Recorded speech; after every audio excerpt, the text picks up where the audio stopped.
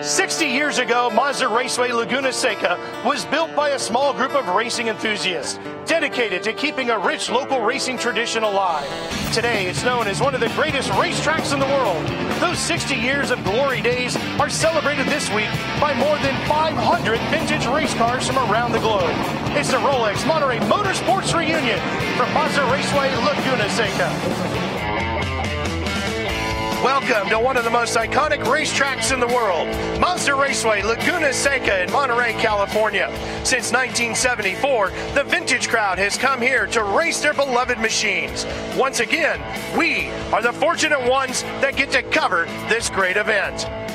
And one of the magnificent cars we'll see racing here today is this beautiful black and gold 1966 Mustang. Hi, everybody. I'm Ralph Shaheen alongside my colleague Mike Joy.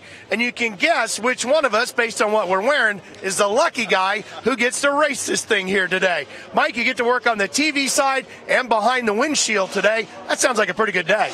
Well, it's a labor of love either way, as you know, Ralph. Ken Epsman owns a great fleet of cars, including this beautiful Huffaker Firebird that we'll see later in the day. And he's asked me to come and run his little notchback Mustang, a car that started as a grocery getter, ran a few Trans Am and SCCA and GT races back in the day. So in race group 4, we're starting about 3/4 of the way through the field of 46 cars. So it's going to be jam-packed out there. It's going to take a while for you to wipe that grin off my face after we get done. Needless to say, the fact that Mike gets to go racing has frustrated maybe a few of us on the broadcast team. Right, Justin Bell? Good morning, everybody, to a very exciting pit lane here at Mazda Raceway Laguna Seca, where the cars and drivers are getting ready for some very heated on-track action. I'm Justin Bell, but you know what? I've been watching my colleague, Mike Joy, hustle his way around this paddock for the last 3 days trying to work himself up a ride, just like some 20-year-old Brazilian go-karter. But Mike, you're not the only one who bought a helmet. Jaguar have given me the keys to this, their very special limited edition Project 8 car, and I'm going to get out there on the track to do a couple of laps. But Mike, I'm younger, I have a tighter race suit, so I get the Umbrella Girl. All right, Justin, well, we really look forward to seeing that Jaguar a little later on in the show. We've got GT cars from the mid to early 60s today, to early 70s, to even early 90s IMSA machinery. But first, let's go back in time and revisit the 1969 Sebring event where a pair of jacks took home the win. Sebring, a fabled road course of McAdam and Airport Runway.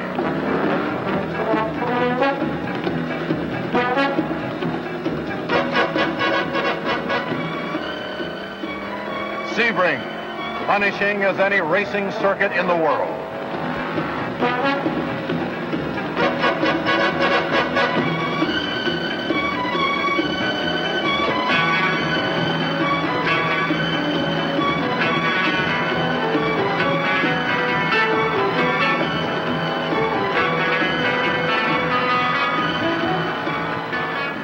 Sebring, 5.2 miles and 12 hours long.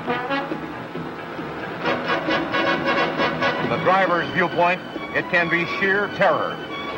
Speeds range from 30 to 200 miles an hour. You can lap Sebring under 3 minutes with a fast car and precision reflexes. But can you do it for 12 brutal hours? That is the real test at Sebring.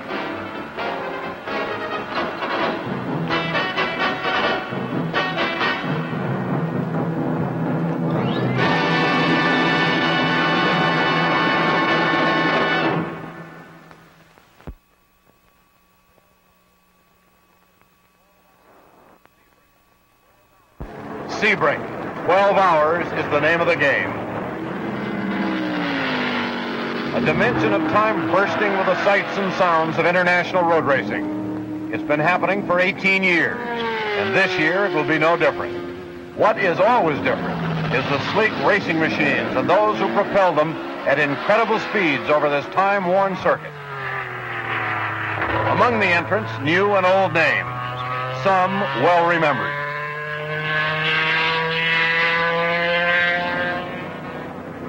Ferrari, after a 2-year absence, unveils a 12-cylinder prototype. And in the tradition of racers bearing this famous marquee, the new 312P is brilliant red, sleek and powerful. Two of the world's best drivers will command her, Chris Amon of New Zealand and America's Mario Andretti. Returning to defend last year's triumph is Porsche with 5 908 Spyders. Clearly the most dominant team at Sebring. The Porsches now threaten to overwhelm the opposition in sheer numbers. An equally important factor is the experience of its team drivers. Joe Siffert, Vic Elford, and Joe Buzetta heading the list, and led by former Porsche driver, now team manager, Rico Steinemann. 2 ancient Ford GT40s of J. Wire Engineering take up defense of a World Manufacturers Championship. The 5-year-old cars will be piloted by the brilliant young Jackie Ickx of Belgium and England's Jackie Oliver, David Hobbs, and Mike Halewood.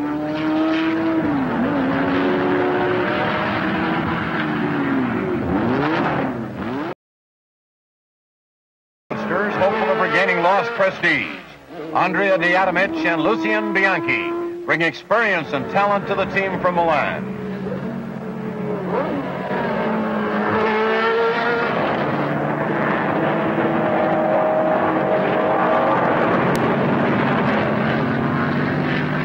The Lola Chevy of Penske Racing, fresh from its win in Daytona's 24 hours a month ago, is a potent entry, with Mark Donohue and Ronnie Bucknam sharing the wheel.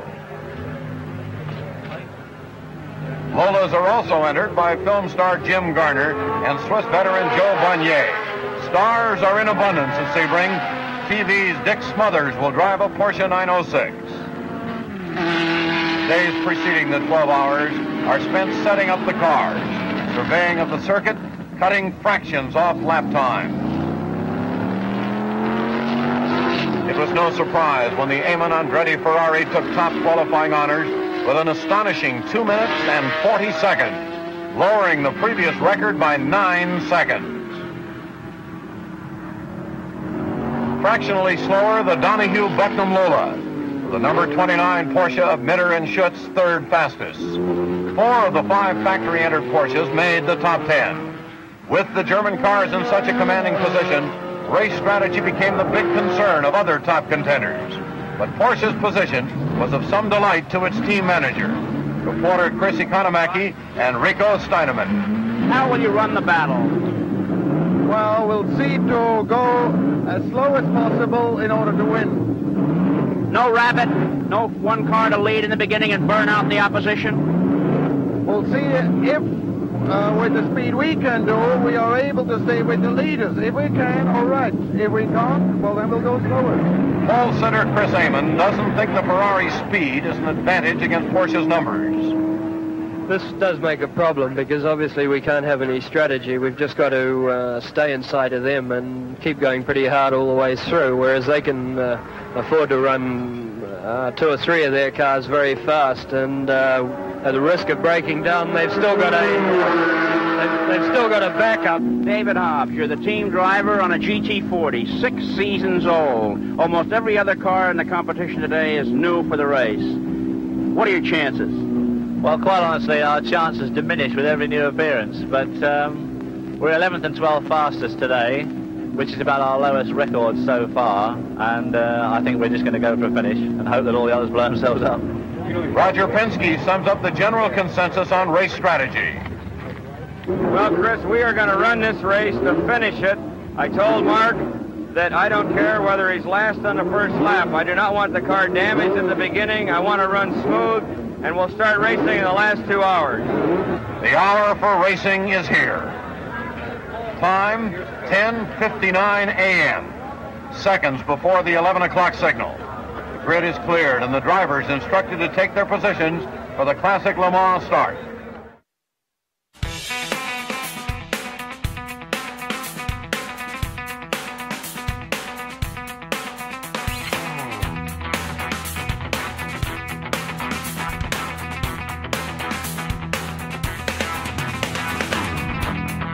.70 cars and drivers are poised in readiness. This will be the last moment of silence for 12 hours. 3, 2, 1.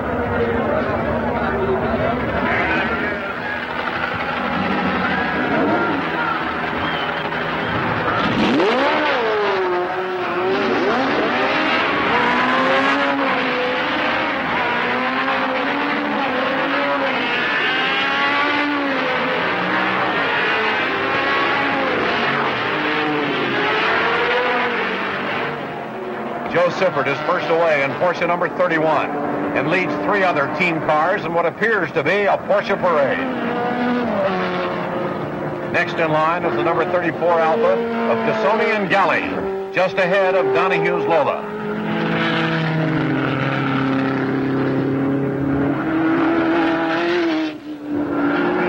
On the airport runway behind the pits, Sifford stretches his lead.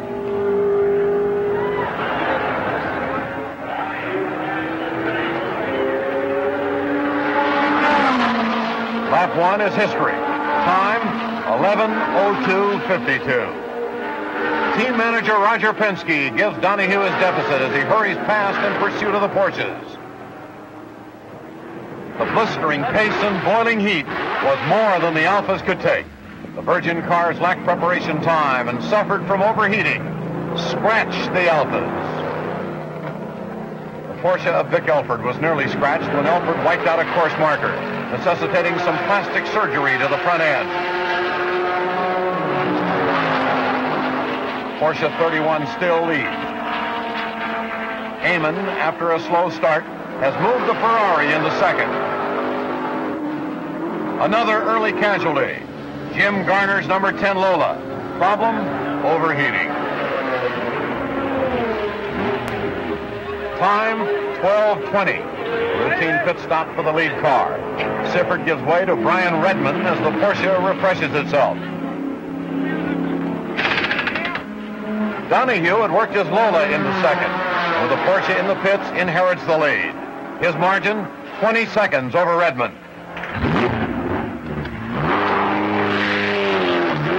The Oliver Ford GT40 running steady in 8th position, 2 laps back. Andretti, now driving the Ferrari, holds 4th ahead of the Mitter-Schutz Porsche. Donahue pits after leading for 4 laps and gives it back to Redman. 12:52. The number 48 Porsche 906 of Michael Ray Hall and Bill Stroh visits the wastes of Sebring.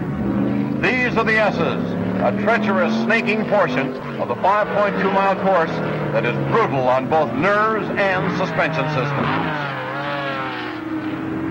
The Porsche has lost a wheel, and the seconds seem to drag as it defiantly wanders across the course. 12:55. 2 hours have not yet elapsed. Sebring has taken its measure of casualties. Who's to guess what the next 10 hours will bring?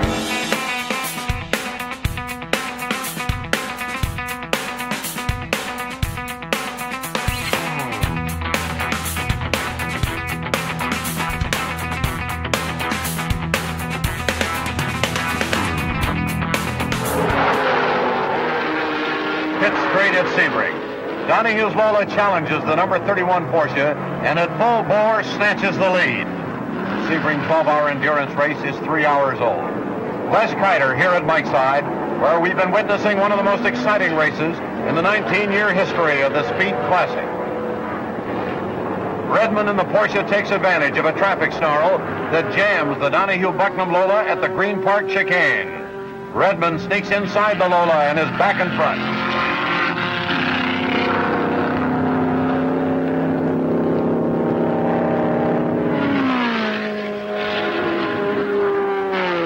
.135. A surprise visit to the pits by the Sifford-Redman lead Porsche. With its front left wheel askew, Redman makes it in after encountering a heavy rubber cone marking the course limits. The number 9 Lola takes this opportunity to regain the lead. Severe damage to the Porsche suspension will necessitate a long stop and allows the Ferrari to clamp onto second. 1:45 p.m. Donahue rolls the Lola into the pits for its second stop as co-driver Ronnie Bucknam readies for his first stint at the wheel. The earlier stop by Donahue was to only add fuel to the car. Donahue remained in the Lola for a repeat ride. That stop was timed at 20.5 seconds, allowing Donahue to stay close to the lead. Let's put the clock on this one.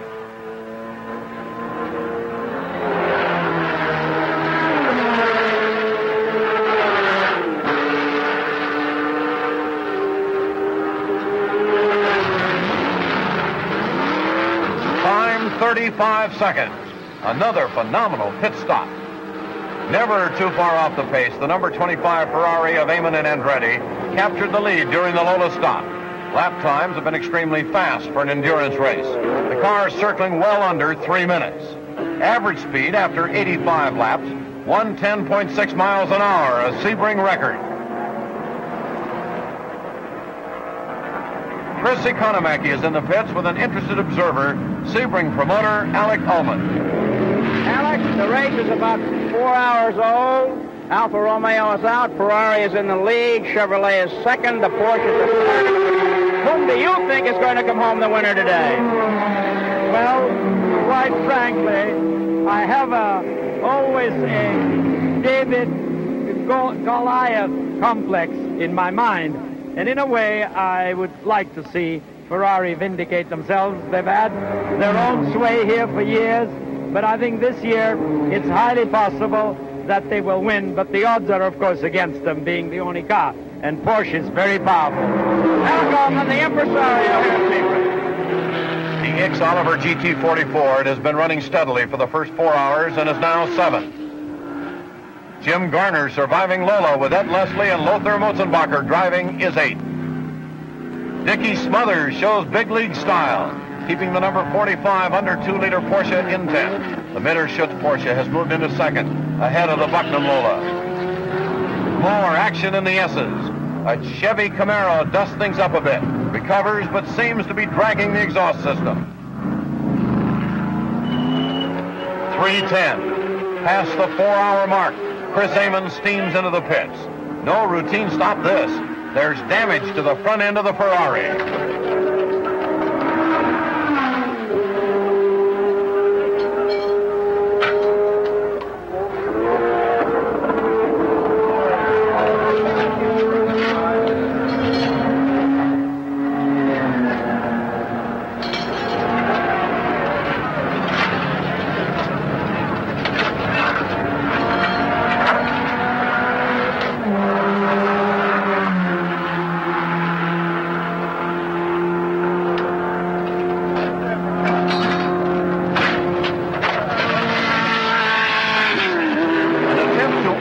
The air intake to the radiator has cost the Ferrari valuable time.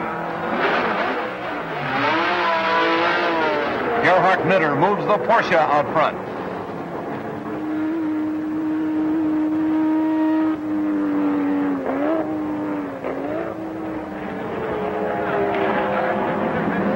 The lead cars are not the only ones having trouble. An MGB and then the Corvette Stingray of Tony DiLorenzo get a snoot full of sand at the hairpin. 3:37 p.m. It looks like more than trouble for the Daytona-winning Lola of Roger Penske.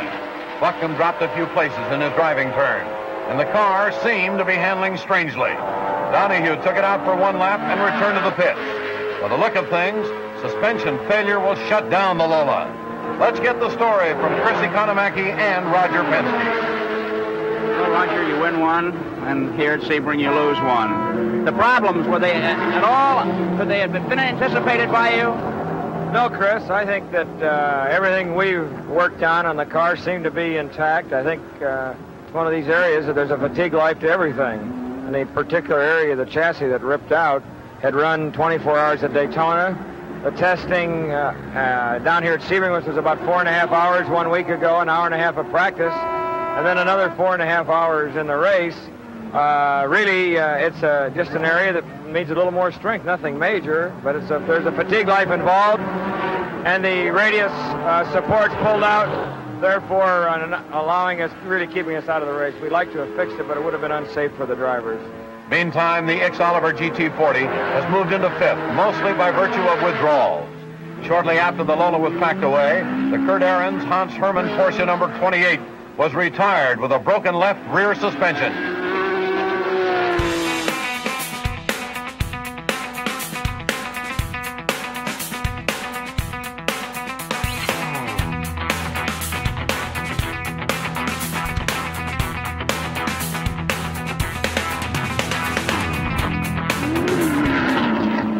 .5:15, past the halfway point.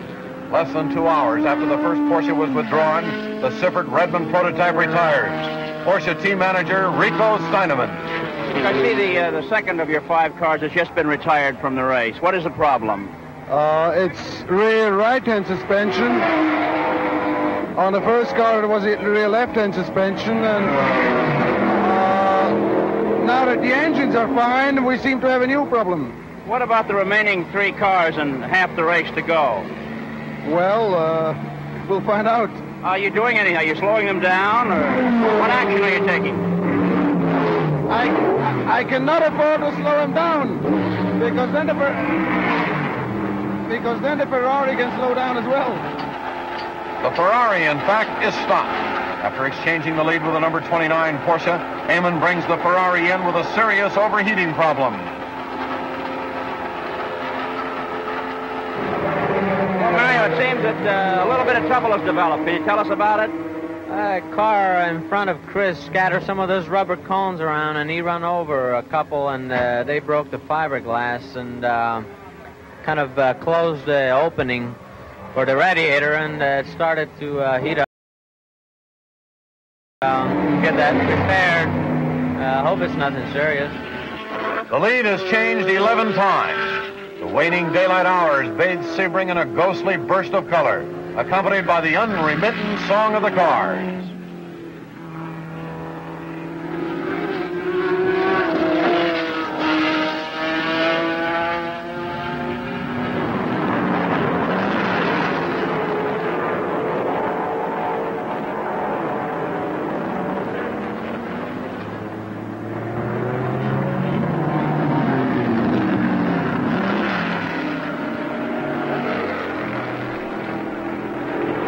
Settles over the Sebring race course. The Porsche of Germany finally gets a 1-lap lead on Ferrari. 1 lap and 3 seconds. A Porsche is in 3rd place. In 4th place, a Ford GT40 with a Lola Chevrolet 5th. In this tremendous endurance race, which at this point in the competition sees 50 cars still on the racetrack. 7:30. The lead Porsche is in the pits. After leading the race for almost 2 hours, Gerhard Mitter limps in with a broken chassis. Like Daytona 2 months earlier, the Porsches are plagued with a cancerous malady that seems destined to strike them all. For the 4th time, the Ferrari leads. 2 laps is all that Andretti enjoyed. The car must be running on steam with the instruments off the dial. The red-hot engine boils away the water, and the unbelievable fact is that the Ferrari can run so quickly with an engine as hot as a tinderbox. The Busetta Stoneland Porsche is the new leader. Chris Economaki is with Ferrari team manager Mike Clark. What is that last problem, Mike? Well, the car seems to be losing water, and we have to... It's overheating it somewhat. So we have to stop and add water, and then it boils, and we have to add some more. But it's still going anyhow. 8 p.m. and into the 10th hour. There are 3 Porsches running. One of them leads. The Ferrari is second, and a car no one gave a chance is third, the Ford GT40. The only Porsche to have survived chassis problems is finally bitten. The Busetta Stoneland 908 prototype relinquished the lead for a complete rebuilding of the rear suspension. This will drop it out of contention. Once again, and for the 5th time, the incomparable Ferrari assumes the lead. Very much in evidence, but 3 laps down, the X Oliver number 22 Ford tenaciously holds on to second. Well into the 11th hour, the Ferrari makes another costly visit for water. This time, the mechanics bleed the cooling system in an effort to bring the engine temperature down. An agonizing 10 minutes keeps the Ferrari pit side, but it's enough time for Jackie Ickx to make up 4 laps and take the lead. Chris Economaki finds Jackie Oliver a happy co-driver. Oh, Jackie, that ends in strange ways. You know you're in the lead. Yeah. How's the car holding up? Car's fine. It's going very well. The only thing I'm worried about is there's a very slight vibration on the back end. I don't think it's anything serious. I think it's just sort of getting tired, you know? Well, the Ferrari is very fast, and it's back in the competition. Do you suspect that your co-driver has been told to get on with it? No, I think Jackie's told to ease. I don't know how far. How far are we in front of the Ferrari? 1 lap, exactly. 1 lap. Well, I don't know. I think you take it reasonably easy. In the mid-50s, I suppose. 2-minute 50s.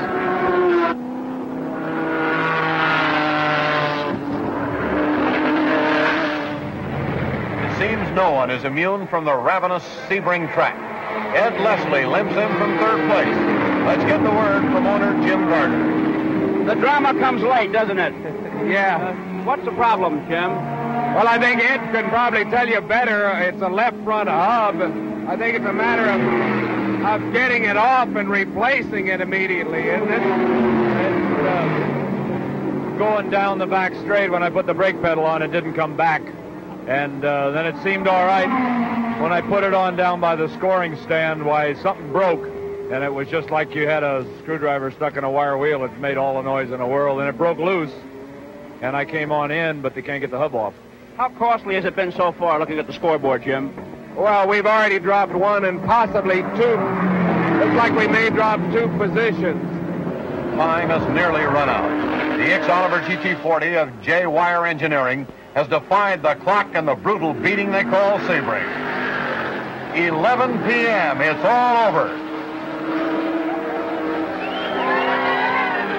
Few words are necessary to applaud the valiant effort of the team from Modena, Italy. Second place, however, is not what Ferrari came to race for. A surprise winner in the under 2-liter prototype class is Dick Smothers and Fred Baker. But the real winners at Sebring were a pair of Jacks, Jackie X and Jackie Oliver. Perhaps the real test of Sebring is survival. There's only one way to see this first. Get Motor Trend on demand now. The only place to see original automotive shows like Roadkill. Got it! Dirt every day. We're going 100 miles an hour! And head-to-head. He's not slowing down. Plus, watch Motorsports, live events, and more. Start your free trial now.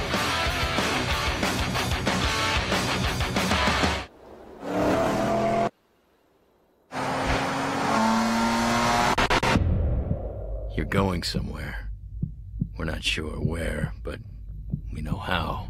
Quickly, but with control and agility. And of course, with purpose. Only you know where this leads.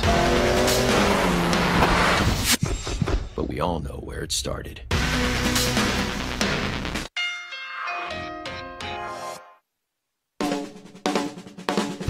Here's to chrome.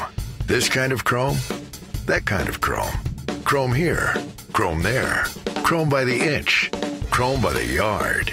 Now there's a unique sprayable quick polish to clean and protect any chrome surface with ease. Mother's California Gold All Chrome. Just spray, wipe, and buff your way to a brilliant shine. All Chrome from Mother's.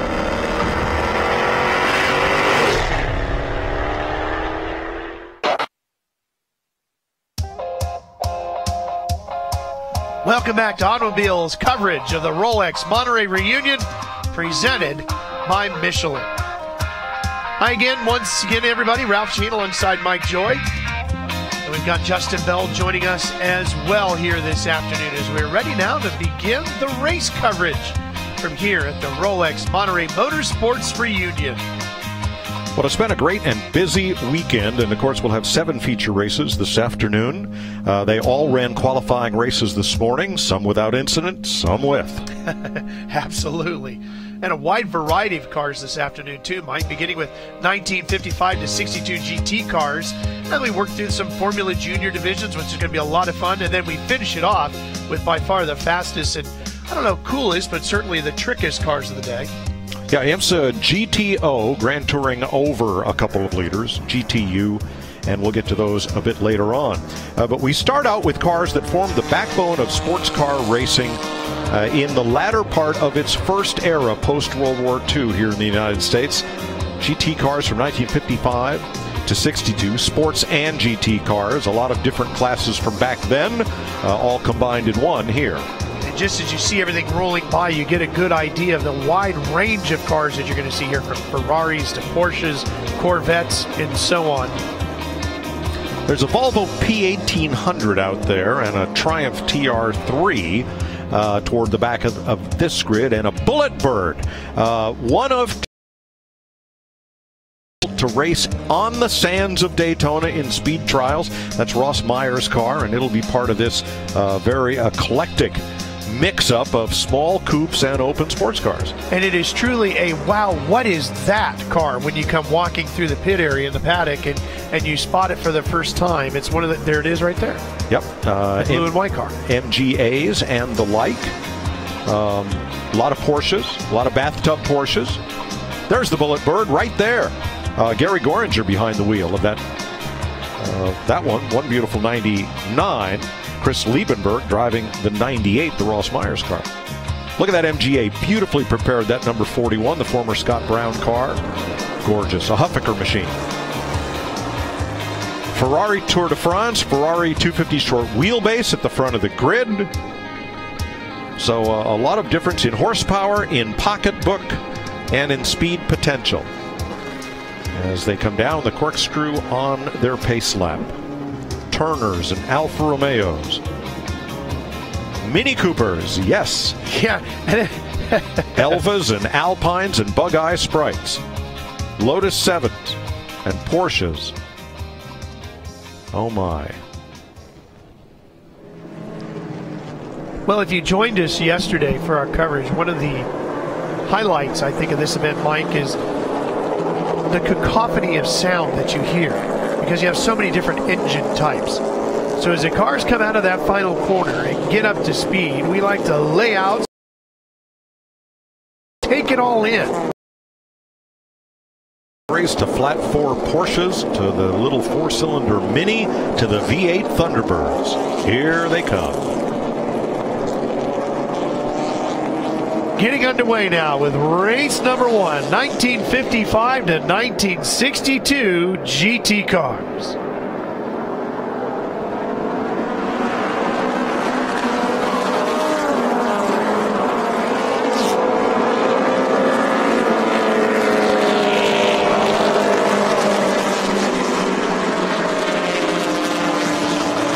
Headed down to the Andretti hairpin, and jumping out front is Ron Goodman, the 1954 Porsche 356. Look at that red car on the outside. He took the long route down to the Andretti hairpin, made up a spot or two as he completed the corner. Turn 3, flat, right-hander, very flat. Short straightaway here, then another flat right. Got a little dip in it toward the apex for a little bit of banking, a little extra. And then onto that straightaway, which is probably the second or third fastest part of the course before you get up toward turn 5. Here they come into 5. 5 is a banked corner. You can see the effect of the banking there from the apex on out to the exit. You get a little bit of asphalt to deal with there. Then you start climbing the hill. And you better be geared right for it, too, as we take a look at Mini Cooper, number 44. So up the hill, which flattens out under the bridge. Then turn 6, another banked corner, which has a rise at the exit to get you up the hill to the signature point of Mazda Raceway Laguna Seca, the corkscrew. And while they were making their way up to the top of the hill, Mike, we've had a change for the lead. Taking over is the 171. That's Kevin Adair to his 1959 Austin Healey 3000S. Car was prepared by Donald Healey Competition Department specifically for the 1960 Canadian Drivers Association Championship Series. Well, he's got a nice tidy line out of turn number 11, not out there on the rumble strips. This car is what they considered the Sebring configuration at the time. Factory fitted with an aluminum body, four-wheel disc brakes.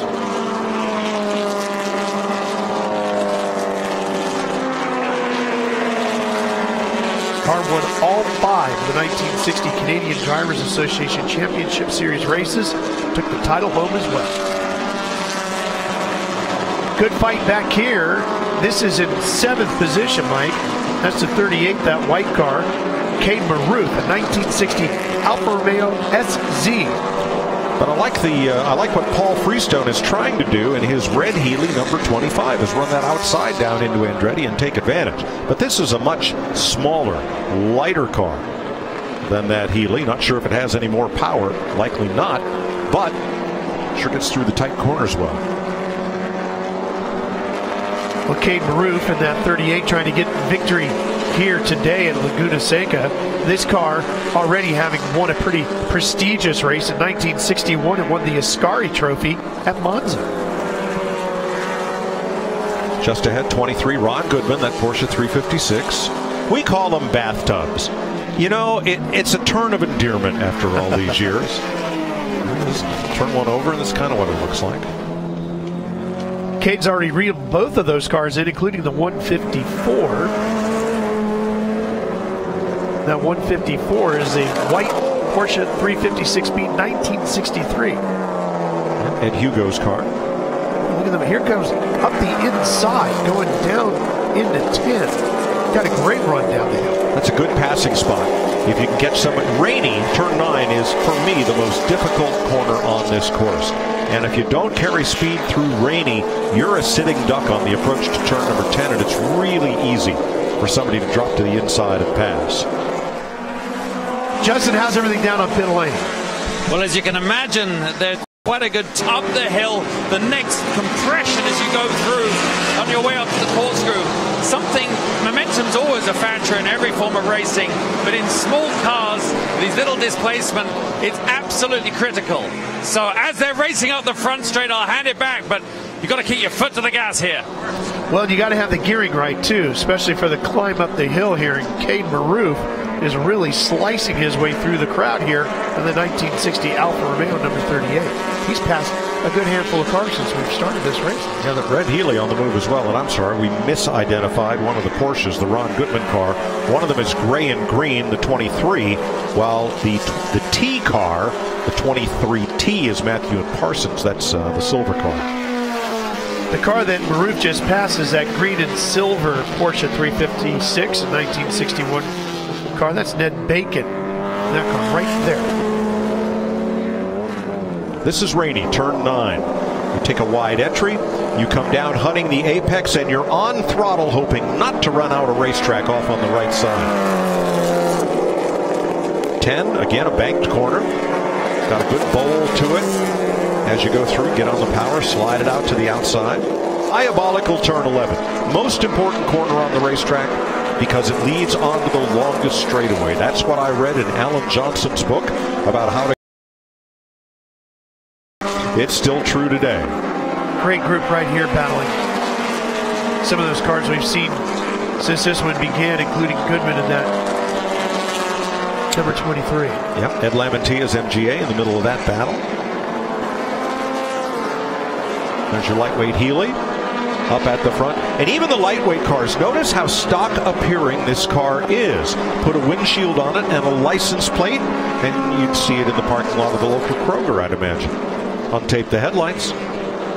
Very little differences between road and race cars back in the day here at Laguna Seca. Kevin Adair could have drove this right over from his home over in Fairfield.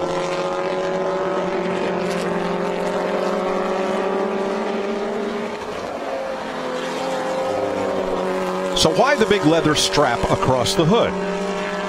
Because they could, because that's what they had, and because they didn't trust the metallic hood latches on an endurance race. You know, things vibrate, get loose, and things like that. So an old-fashioned buggy strap, either down at the front, one on each side, or one across the hood, as this is, just to make sure that all those panels stay in place and don't open themselves inadvertently. Nice period touch. There's Lamantia's 31 MGA with that headrest fairing coming to the outside. Tried to make the pass on that silver Porsche and ran out of room, so he's going to the outside in 9. Back to the inside. Boy, is Ed giving that thing a ride, but that Porsche is giving him fits. Now he's got the inside out of 10. Can he outbrake the Porsche into 11? That's going to be a dodgy move. He's on the gas. He makes the pass. Done, huh? And gives it back again. Yeah. Doesn't have the power up the hill. No. Through turn 1, which is actually as you climb up over the hill. And it looks like one of the cars you were talking about earlier there, Mike, has got a mechanical problem.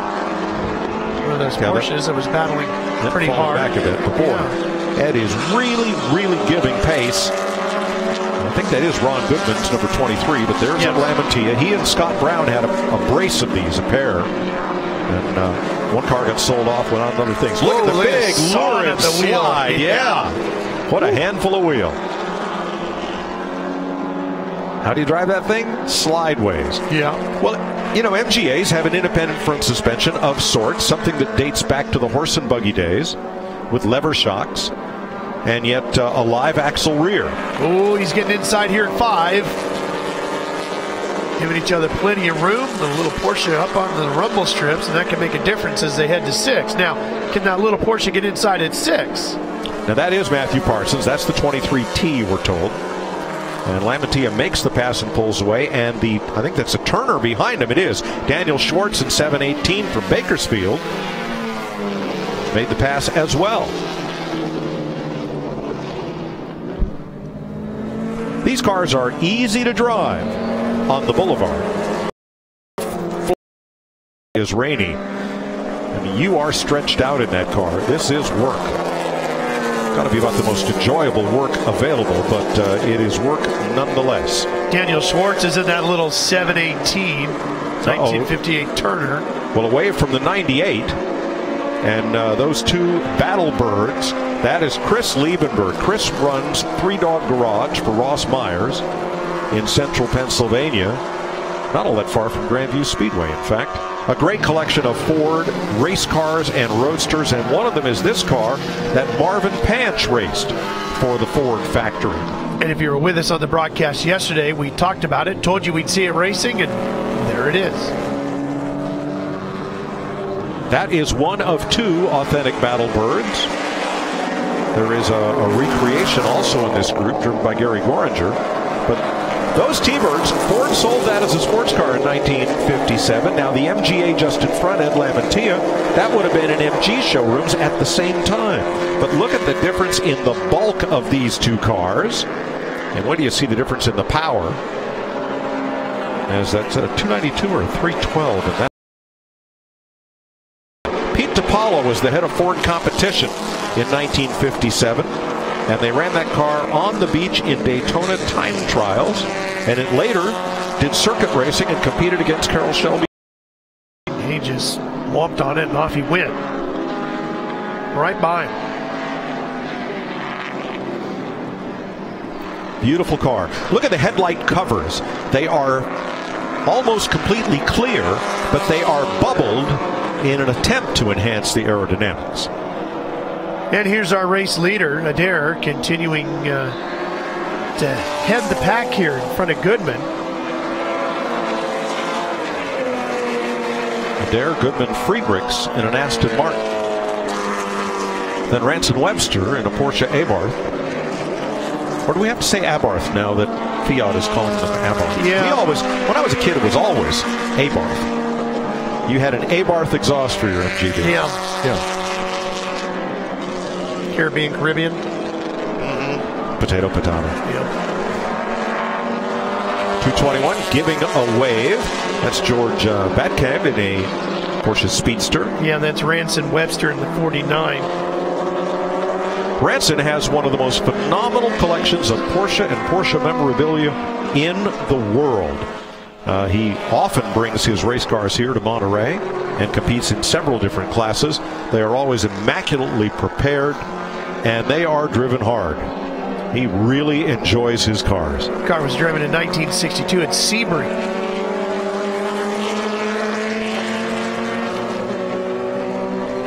There are not many people in the world that own a Porsche Formula One car from 1963. Branson does. Coming up after this race is going to be Group 2B, the 1958 to 1960 Formula Juniors. Front engine and drum brake cars. Big thundering Corvette right here.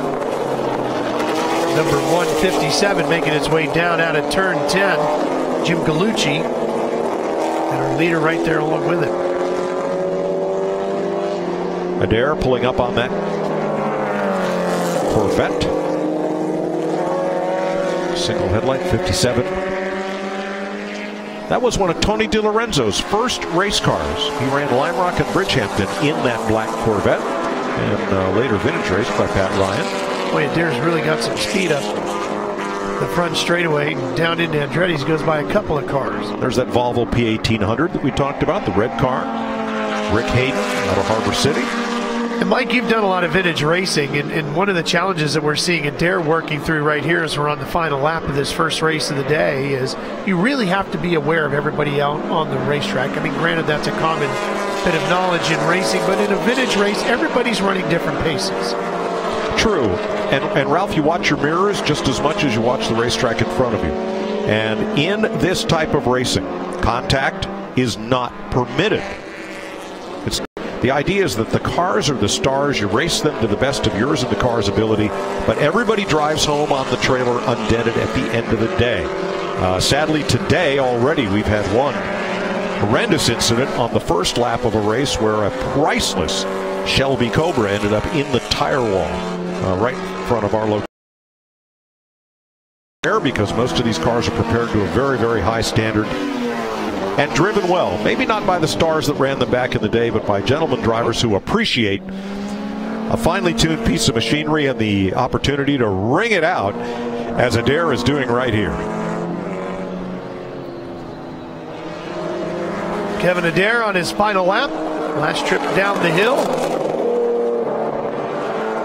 And the car that won all 5 the 1960 Canadian Drivers Association Championship Series races, as well as the title, is about to pick up a victory here at Mazda Raceway Laguna Seca.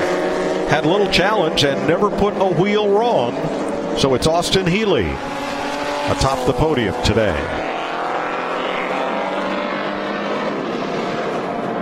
Goodman's Porsche fourth.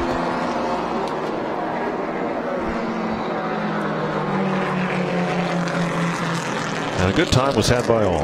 Absolutely. And now, now the bench racing begins. Well, that was a huge grid, 48 cars.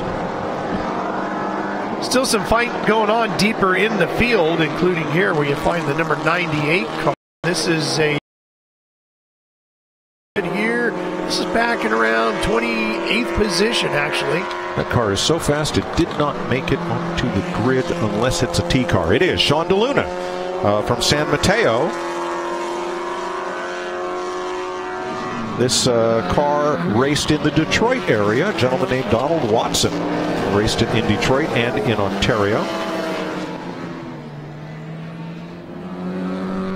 And there is the 41 MGA, Michael Silverman. Yep, 1957 car. Another Huffaker prepared car. Yep. That is family car, was run quite extensively on the West Coast in SCCA competition, father-son team. While they wrap this one up, we'll take a quick break. Comes one of the T-Birds to the checkered flag as this one wraps up. And we're coming back with Formula Juniors after this for more here at Mazda Raceway, Laguna Seca.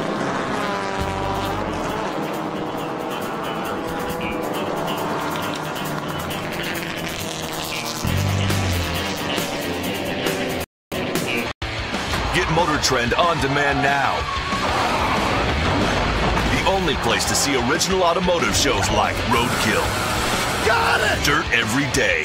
We're going 100 miles an hour! And head-to-head. He's not slowing down. Plus, watch Motorsports, live events, and more. Start your free trial now.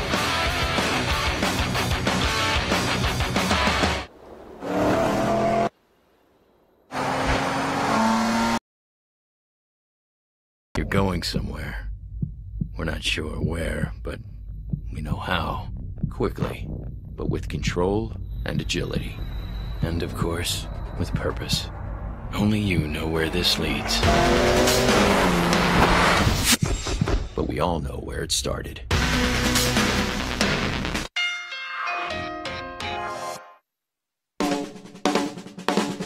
Here's to chrome. This kind of chrome, that kind of chrome. Chrome here, chrome there. Chrome by the inch, chrome by the yard. Now there's a unique sprayable quick polish to clean and protect any chrome surface with ease. Mother's California Gold All Chrome. Just spray, wipe, and buff your way to a brilliant shine. All Chrome from Mother's.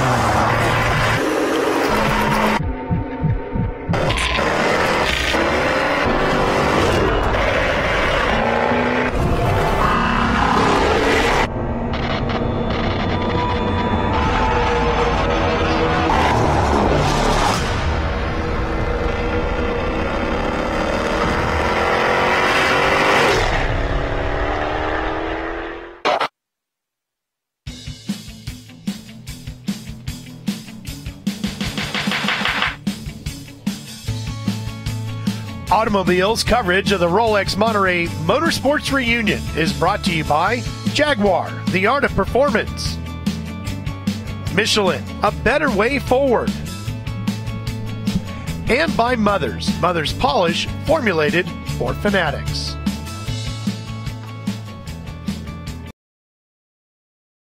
Sports Reunion Day 2 here at Mazda Raceway, Laguna Seca, on a beautiful Sunday afternoon. Of course, traditionally, as you will find out here in the Monterey Peninsula, foggy, chilly, moist in the morning. That's all burned off, and the sun is out bright, and our Justin Bell has been busy down in the pit area and down in the paddock as well. Hey, JB?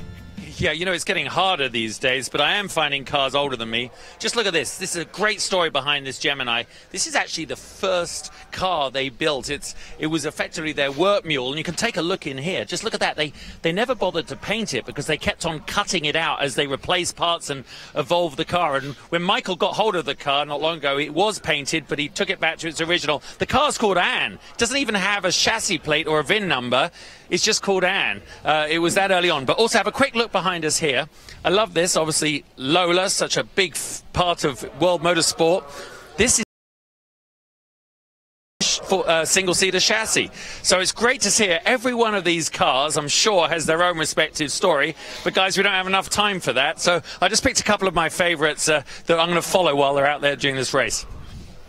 Well, they're beautiful. Absolutely. As Formula Junior is on a worldwide tour. That's what brings these cars to Laguna Seca on this weekend in August, part of this world tour, and remembering when this was the start of the path to Formula One.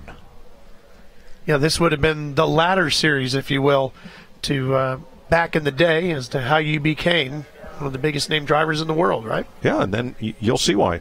Some of these cars were driven by the likes of Sterling Moss and Jim Clark and just about every other name that became a household name in Europe started out in one of these. You know, now we have karts and all sorts of different training series, but yep, this was it. And all of these Formula Juniors have been divided into two categories based on braking. These are front-engine drum brake cars. The cars we'll see later in the day are mostly rear-engine, but they will be disc brake cars. Well, we're going to see the Formula Junior category race here in a little bit, but coming up, we've been talking a lot about this new Jaguar, the Project 8 car. Here's a little tease of what we have coming up for you.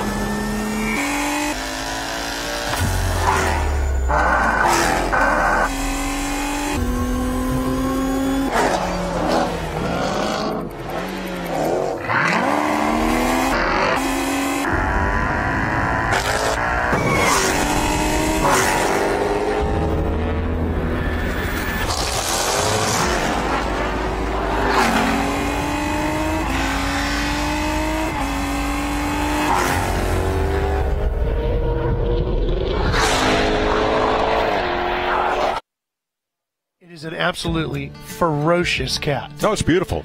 And on Friday, I spent a lot of time with Davy Jones and Roberto Guerrero hanging out in the Jaguar garage. And neither one had yet driven this car, and both of those world-class race car drivers could not wait to get their hands on it. Well, fortunately for our Justin Bell, he did get a chance to get his hands on it. Here's what he found.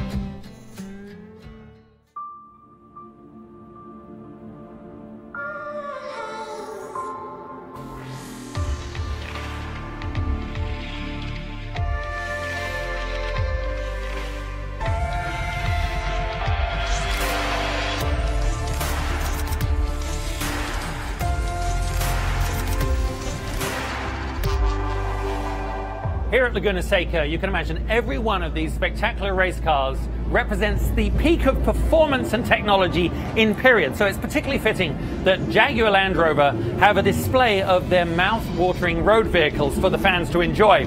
Especially this one. It is their Project 8 vehicle produced by Special Vehicle Operations. SVO, as it's called, really do take what is already an amazing vehicle and turn it into something very exclusive for the discerning buyer. And discerning you will have to be, because they're only going to make 300 of these worldwide.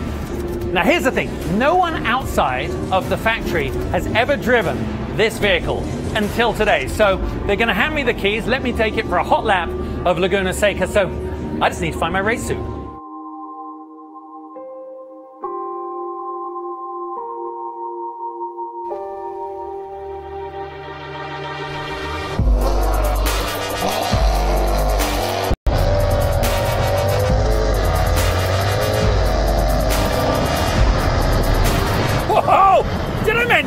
It's got nearly 600 horsepower.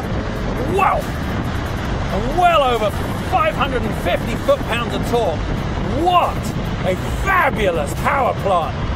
5-litre V8, just the way it should be. Huge brakes. Coming into the top of the famous corkscrew. Just fantastic. Hey! And it just grips. It gives you that mid-corner feel that every driver lusts after. Wow, Project 8, an absolutely fantastic display of Jaguar engineering, taking what's already a good car, turning it into a great one.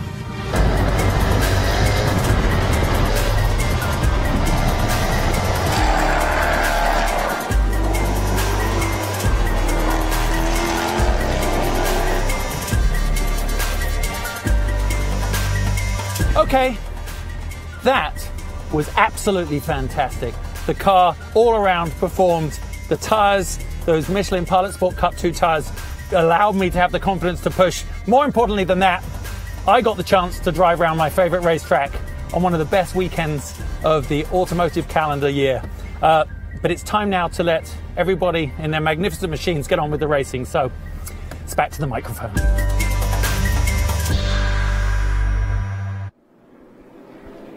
Well, what a cool car.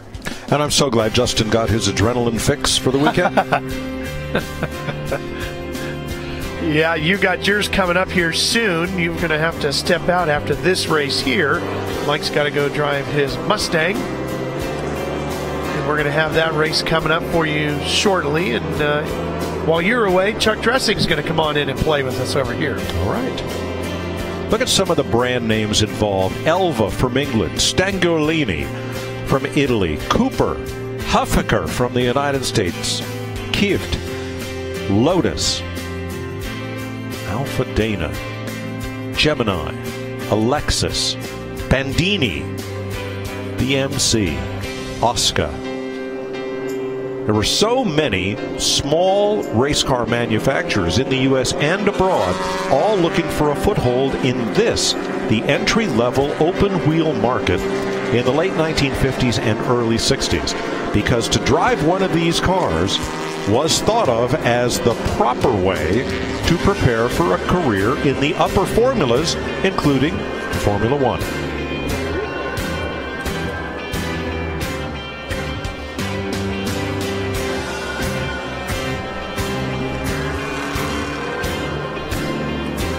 A lot of creativity in the design of each of these different variations of these Formula Juniors too, Mike. This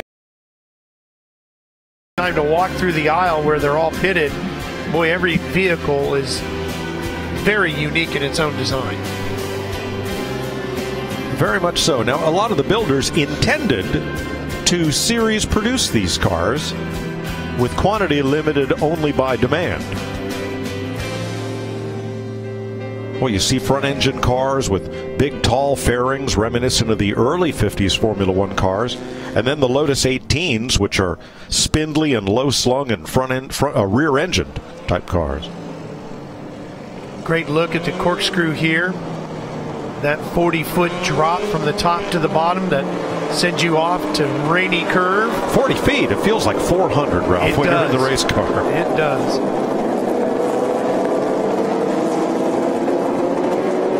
The sensation is very hard to explain, but it is, boy, it'll get your blood pumping, that's for sure. All right, Chris Drake is on the front row in an Elva 300.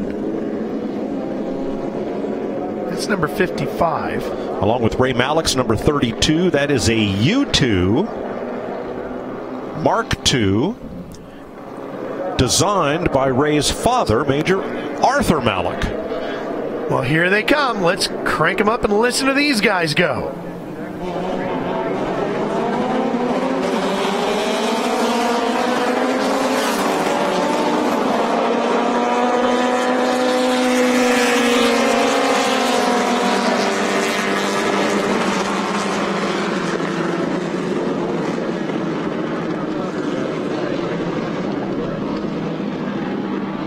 Out of Andretti and on their way over to turn number 3. And talking to some of the competitors in this category, as you mentioned, Mike, they've been doing a lot of racing together all over the world this year. And they said these first lap or two could be a little sketchy because there's so many cars out there. The key is just to survive and then find your spot and then settle into the race.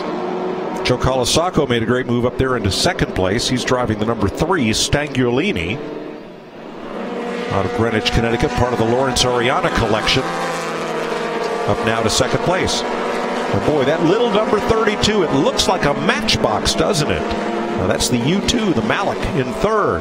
That's Chip Fudge in the number 28, that British Racing Green 1961 Cooper T56. Chip from Oklahoma City. He's got quite an array of vintage cars, including a Bizzarini Corvette-powered GT that he races. Sweeping. Was a veteran. I remember battling him in SCCA Spec Racer back in the 90s, and he is a hot shoe.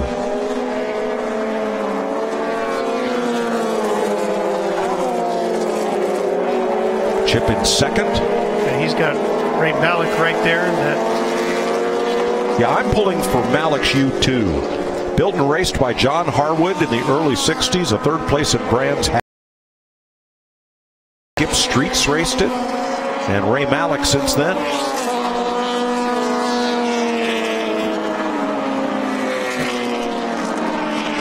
Malek to second, Fudge to third. It's a really unique shape to that car, isn't it? Looks a little like the box it came in, but I love it.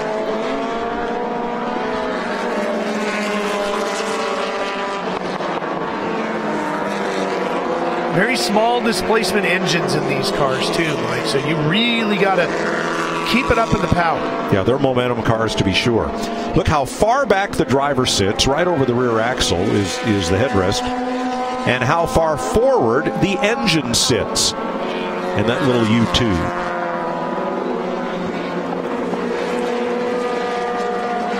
You'd think some of these rear engine cars would have the better of it, but not so far. That number 77, Mark Sange, the Huffaker MK1, 1959. It's the first Formula Junior that was ever built by Joe Huffaker. Of course, Huffaker was out of the Sears Point area. They spent a lot of time with their race shops over there, and that's a fight for 7th right now. And they still are very active there, based in Petaluma. And Joe, at the time, though he later went off and built his own race cars, he was the head of West Coast Auto Racing for BMC, the British Motor Corporation. So this became the prototype of all the BMC Formula Juniors. Jack Dalton's raced it, Dan Marvin. And Dan's got a lot of laps around this track.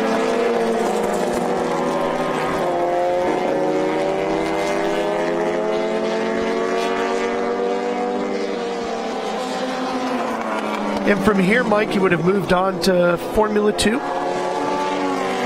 I don't recall if the progression then included Formula 3 or Formula 2, but there was definitely, as you said, a ladder system that would get you all the way up to the top rung of International Motorsports Formula 1. Nice drafting, slingshot pass down to the inside. Is he going to make it? No. This is also an era, too, when top-level Formula 1 drivers would drop back. Not necessarily back to Formula Junior, but they would go back down to Formula 2 on occasion and race there when they had off weekends from the big series. John Bridenback from Beeville, Texas. In his number 78 was a former Jim Russell Racing School car. Well, you're definitely going to feel the car here in this series, too. You are right down on the road as we get a good battle side by side here. Jack Nelman and his Alpha Dana Formula Junior from Denmark, built by his father. It's for fight for 7th, Justin.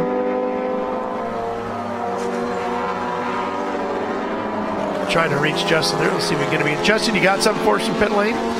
Yeah, can you hear me down here? Yeah. It was interesting looking in the cockpit, Ralph. It was really the Formula Ford that I started racing in Europe was very similar to the inside of these Formula Juniors. The technology really hadn't moved forward much in an attempt to keep costs down and keep it a purist form of driver development where pure talent had to show itself over budget and technology. And that's really what they're dealing with. The dash just had the rev counter and that was it, a little on and off switch. The foot pedal, the pedal box, the gearbox, it really was just the way to synchronize your skills. And I was just thinking at the start of the race, what it must have been like when you had 20 or 30 hot-blooded guys who wanted to emulate their heroes and get to the top of the sport in Formula 1 around racetracks in Europe. It must have been a fabulous sight because it's such an equalizer. Of course, it also shows when you're not as good as the guys around you. Well, plus amateurs hoping for a pro career could tow one of these behind the little family Ford Prefect on an open trailer from race to race. They don't weigh much. You don't need a whole lot of spares. Off you go. Put it in the corner of the garage. And you're racing. There's that U2. Yep, the Malik. And this time battling Joe Colasaco's Stangulini. Boy, there's a name that just sounds fast. It does. Yeah. We were commenting on all that yesterday, how we had the Periscopico. You know, and it just, you hear those Italian words for the different descriptions of pieces and car names and all that, and it just sounds right.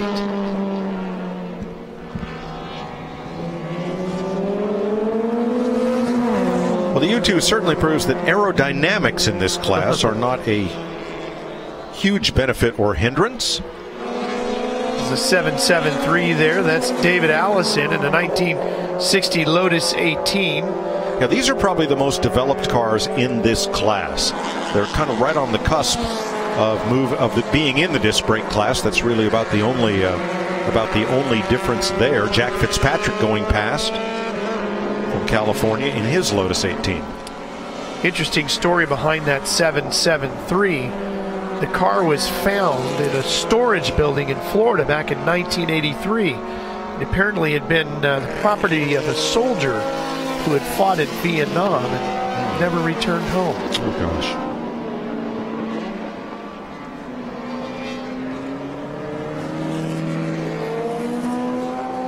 It's racing here today.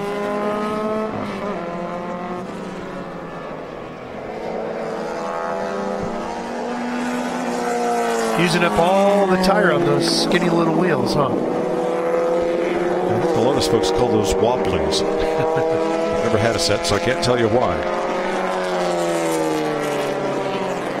I was talking with Davy Jones as he was checking out the fit of the car that he's going to be racing a little bit later on, and we were kind of laughing over it. And the first thing he did was he detached the steering wheel. He goes, "Here, check this out. Yeah. And it's no thicker than a finger. And he said, one of the things I'm concerned about is just breaking the steering wheel from hanging on too tight. Wow. Now the car just getting past, that's a very early Lola. Roger Herrick in a Lola Mark II, Lola Eric Broadley in Slough, Buckinghamshire, England.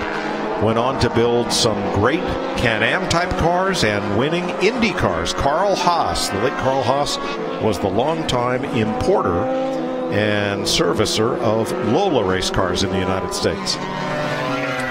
One of Broadley's creations, the Lola GT in 1963, became the Ford GT40. There's a 56, our first look at this machine here. It's Karen Berry in a Huffaker Mark I, 1960 edition. Karen got this car back in 2006. Jeremy Dealey's Cooper, that little spine down the rear bodywork. For aerodynamic stability, perhaps, but it does denote the Cooper amongst the field of Lotuses and Lolas and everything else that's in this group. This era of racing, there were styling cues involved as opposed to just things because they needed it to make the car better. We tend to lose some of that now. It's harder to design some of that in. We lost that about the mid to late 60s. The Lola T70, probably the most beautiful Can-Am type car ever built.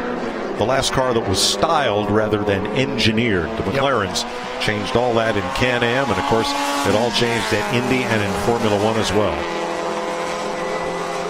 Checkered flag across the nose of that number 34 of Michael Sexton. The body in polished aluminium. Perhaps because paint, as you know, costs money.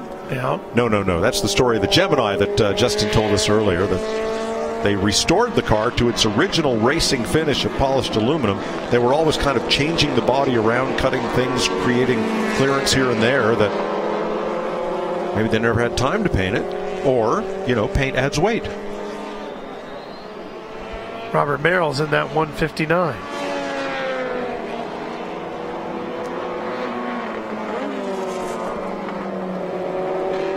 Turning it in and sliding it through.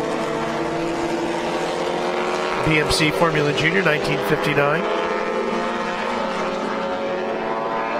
Car that has been seen here at Mazda Raceway many a time.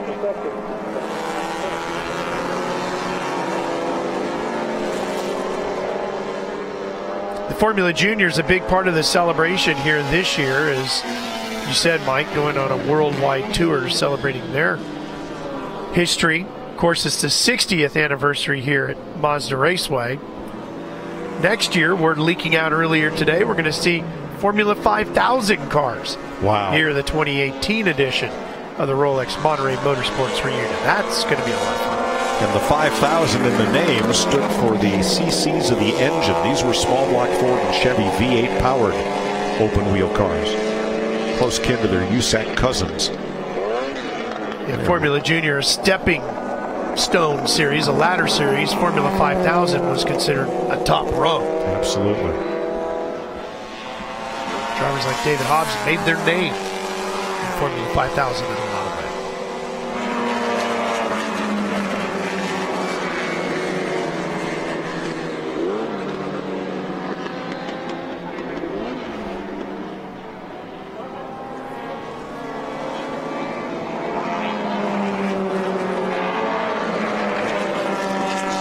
You're working hard here. You got a 4-speed gearbox.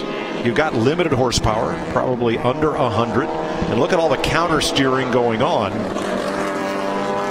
trying to get through these corners. That's a Bandini Formula Junior, 1959. Hugh Ruthven II, car number 5. It's the red car with the navy colored striping on it. One of only 6 Bandini Formula Juniors. Well, like I said, they built according to demand. The supply was limited by the demand. Not sure who built those, though we all recall the name of Lorenzo Bandini, the Ferrari Formula One driver, a few years later.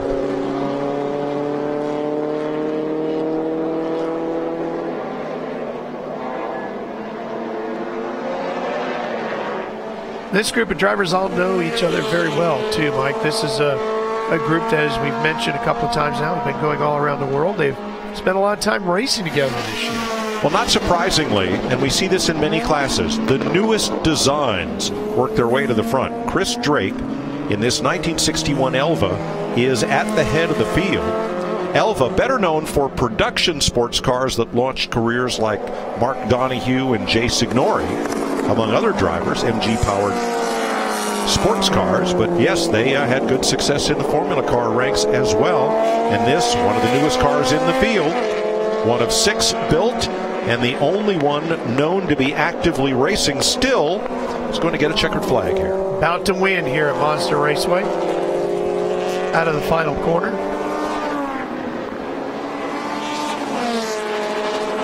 And race number 1 of the Formula Junior categories, 1958 to 1960 front engine and drum brake era cars. That win goes to Chris Drake.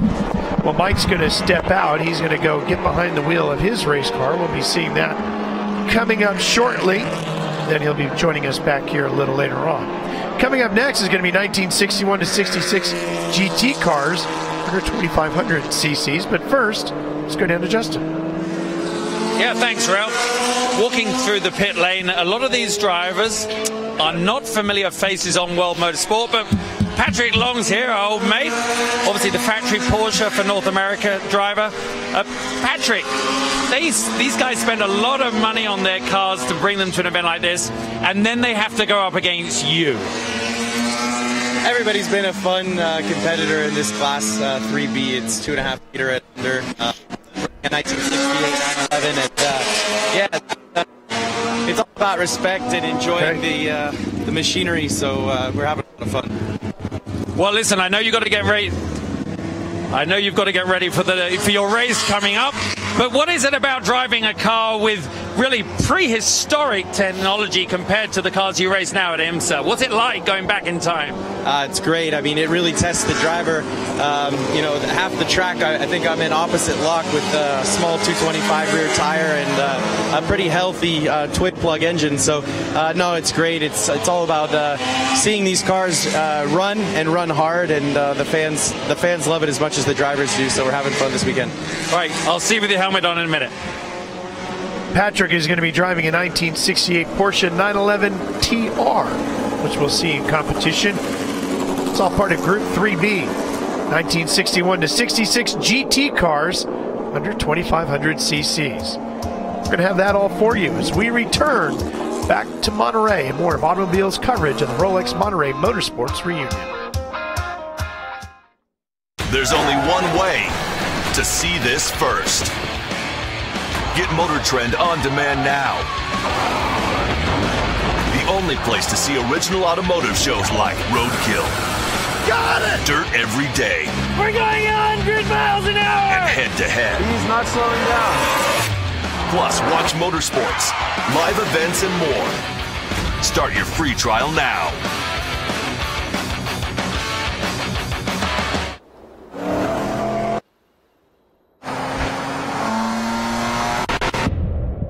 You're going somewhere. We're not sure where, but we know how. Quickly, but with control and agility. And of course, with purpose. Only you know where this leads. But we all know where it started.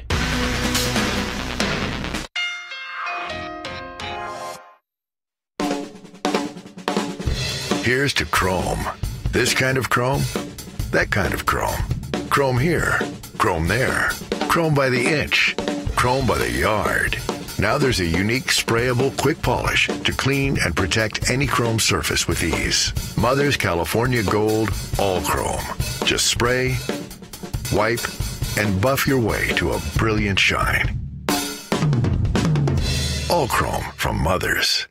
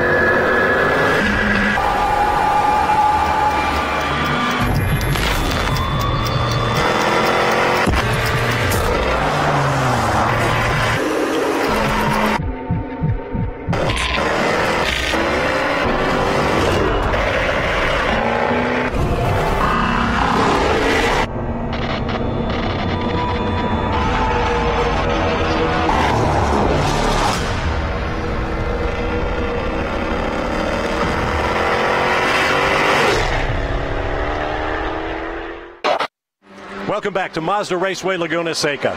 There are more than 500 cars at this year's Rolex Monterey Motorsports Reunion, and every one of them has a great story, but few are better than this one. In 1963, at the Monterey Pacific Grand Prix, young California driver Dave McDonald piloted this 63 Shelby King Cobra in the race as a teammate to national sports car champion Bob Holbert. It was a tough day for young McDonald. He crashed the car in the morning, bent the frame, broke the transmission, and stiffened up the brake pedal to the point where he could barely get the car to stop. Nevertheless, he put it 13th on the grid of 31 cars, including a lineup of some of the greatest drivers of all time. A.J. Foyt, Graham Hill, Jimmy Clark, Roger Penske, his teammate, national champion Bob Holbert, and many more. But at the end of the day, with blisters on his hands and feet from wrestling with this race car, Dave McDonald won the race.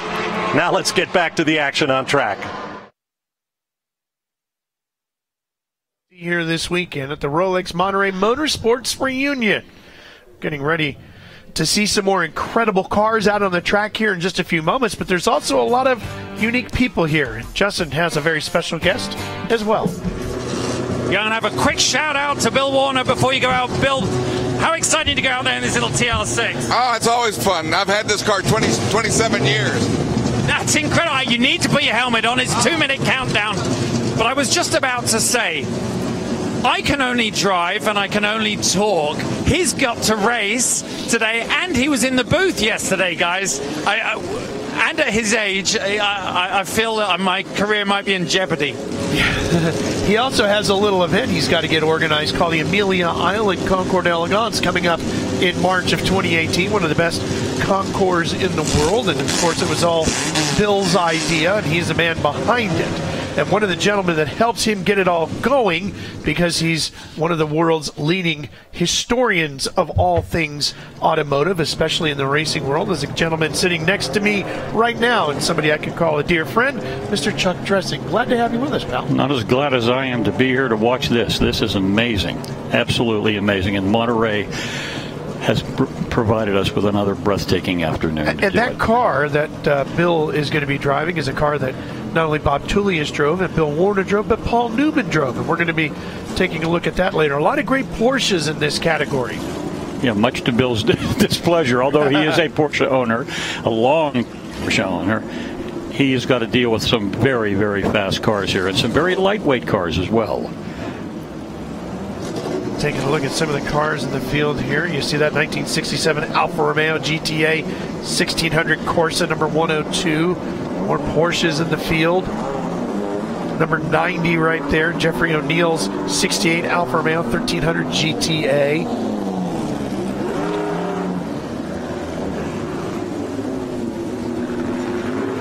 '91 is Andy Prill's 1969 Porsche 911. Now there goes a Turner. Speaking of lightweight cars, another Alpha. Yeah, that's number 6, that Turner. Not a Nissan, a Datsun. More Alphas and a Morgan. I'm hearing the echoes of the great Morgan, Lou Spencer's baby doll that was the scourge of West Coast F production racing back in the 60s. Alfa Romeo TZ, number 7. Gorgeous car. Breathtakingly beautiful car. And a Lotus Cortina. That was number 543 that rode by. Made famous by some of the antics of double world champion and Indy winner Jim Clark, who drove those, usually on 3 wheels.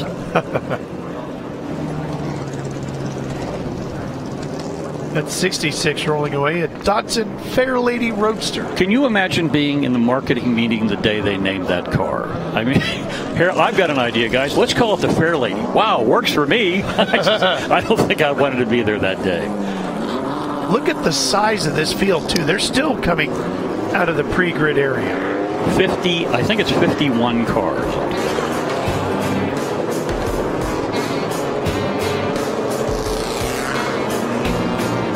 Making their way out onto the racetrack now. This is race 3B, 1961 to 66. GT cars under 2,500 cc. And number 7 is Marnix Delanius' 1964 Alfa Romeo TZ. Could anything look more different than the Lotus Cortina? The Lotus Cortina looks like the box the Alfa came in. Right, the Cortina right there, number 17, 66. an original Lotus Cortina, vintage race car since 1991. A lot of that going around in this class. Now, Bill loves that car, and he's loved it for his whole. He's 26 years he's had this thing and raced it. It's an extraordinary car, and it was Paul Newman's car in 1970. I'd have to look at my notes, but it was Paul Newman's car. Won the National D Production Championship in 1976, and I understand that we have a little story about that coming up.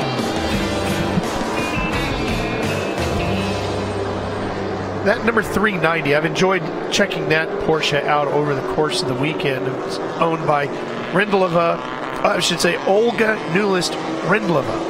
It's a 1969 Porsche 911, originally campaigned by Roy Walzer, and it has the hippie car paint scheme to it. Which was on the Martini cars at Le Mans in 1970 or 71.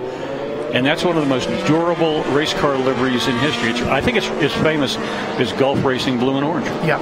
Long tail version or short tail version? Yes. I have a model of the short tail version on my desk because next year at Amelia we will be honoring and featuring the cars of Martini Racing. The long tail version you can see at the Simeon Museum up and around Philadelphia. And if you think you're a sports car racing fan and you haven't been to Simeon's collection, it's really unique. It's beyond. It is extraordinary. And Dr. Fred, who I voted for president, I should have. Dr. Fred has put together a collection that is just absolutely overwhelming. The short tail version I saw this year at Goodwood, and it is just remarkable. Or the K. Yes. Or Kurtz. Number 54 is Johann Frank.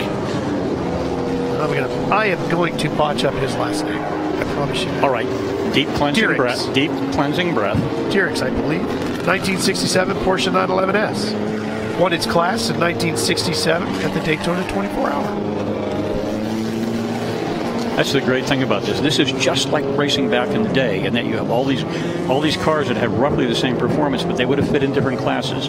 There'd be deep, like Bill's car was in two classes: C production, D production, E, F, G, and even H prod, the smallest of the and the least powerful of the production car division. This is like going back to the 60s and 70s, and it really works here at Laguna Seca, Mazda Raceway, Laguna Seca.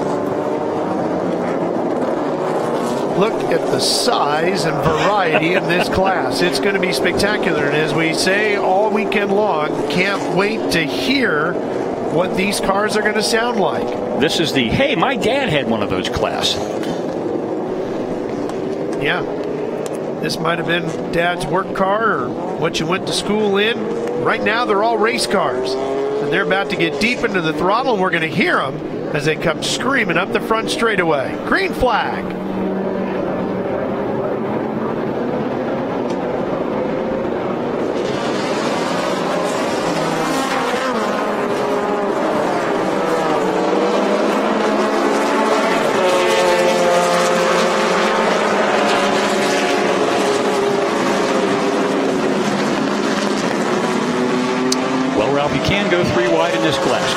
Yeah.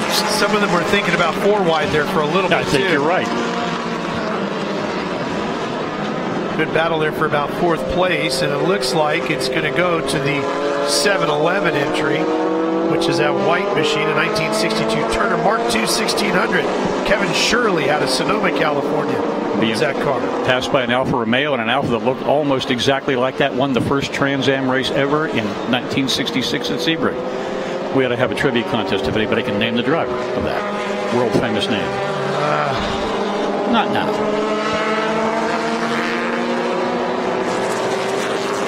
If I'd have known that, I would have brought my Trans Am history book with me, and I probably would have gotten that. A Formula One history book would have done you just as well. There's Shirley and his Turner racing up the hill towards the corkscrew.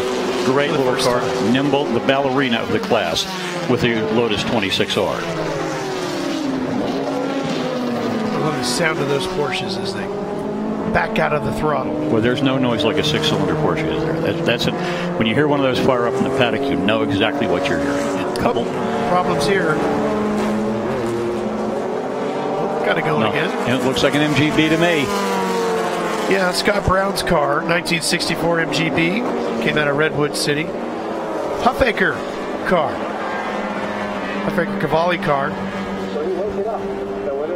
Shel Cavalli was one of the people who got this place going back in 1957. He is one of the prime movers, and the reason that we're here today is thanks to Shel. There were 4 of those built in the 1970s, and the one we just saw parked to the side, there was a last remaining original car of the group. And that's Patrick Long right there. That's that car we were talking about, the 1968 Porsche 911 TR, one of only 28 factory 911 TR models. This battle for second place with the Lotus twins here. This is a little fratricide going on here. These 26s are very lightweight. Of course, that was designer Colin Chapman's motto. After you're done with the car and the design, add lightness, and he did, and the Elan is proof. But they're going to have an awful time catching up with a professional driver like Patrick Long in that 911.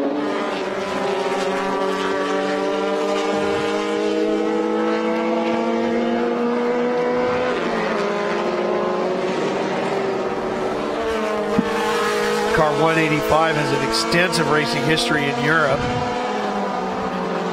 Been doing quite a bit of vintage racing since. Won the Best Presentation Performance Award over at the Sonoma Historics just a couple of years ago. And got the Excellence Award right here at the Rolex Monterey Motorsports Reunion. Here we go, Lotus versus Porsche. This was this production car tradition almost from the 1960s and 70s, 1960s especially. Very interesting color on that one Porsche number 78 in the right there. It's called Adriatic Blue. 1968 Porsche 911 comes from Granite Bay, California. That's Kevin C. who drives that car. Granite Bay over in the Folsom Lake area. Car race at a lot of SCCA, IMSA, and FIA events. They're fighting Midwest and Southeast. They're fighting over 13th place.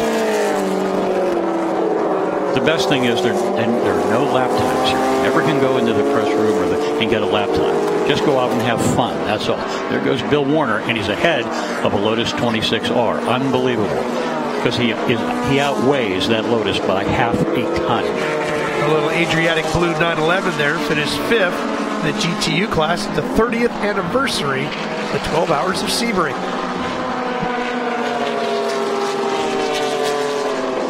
Well, Porsche owns Sebring. I mean, when you go down there and you look, and over every pit stall is the national flag and the name and the symbol of the car that won the race every year from 1950 on. And lo and behold, Porsche is still the king of Sebring.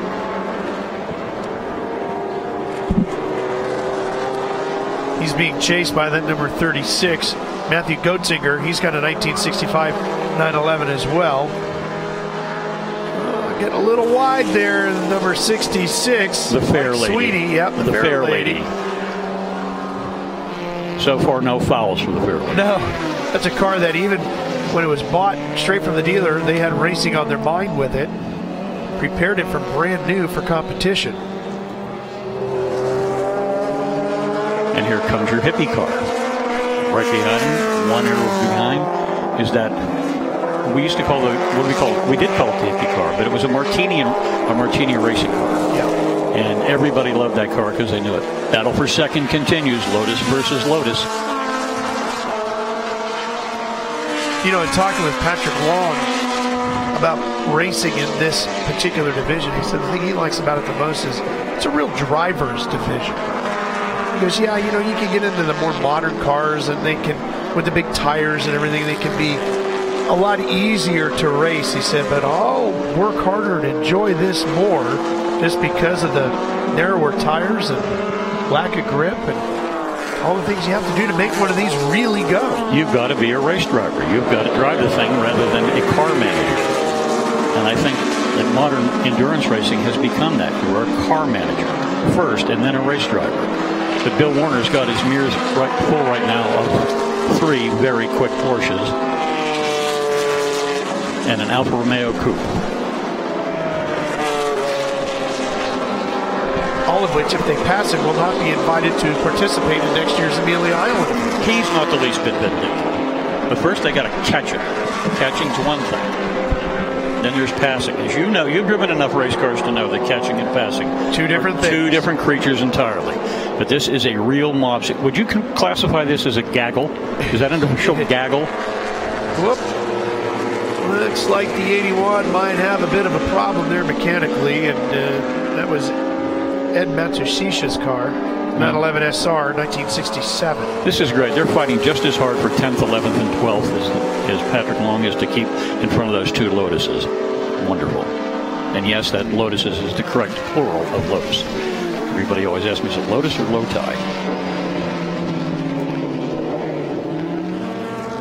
There goes Bill Werner in his TR6. There's a new battle brewing here.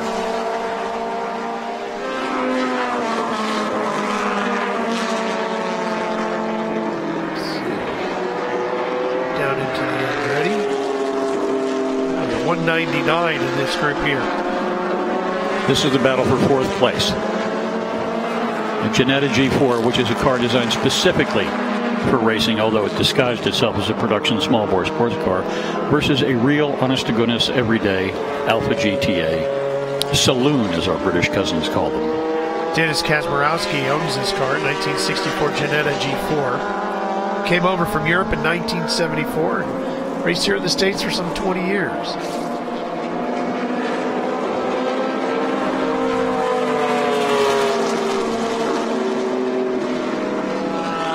Car 21 is Don Ahern's 1967 Porsche 911, a former factory race car from that year. One of 3 built specifically by Porsche to compete right here in America. They're fighting over 18th position. I always love to watch it when somebody makes a pass around the outside.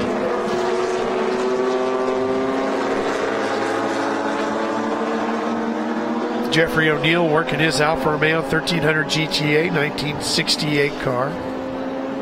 Competed at Monza, Mugello.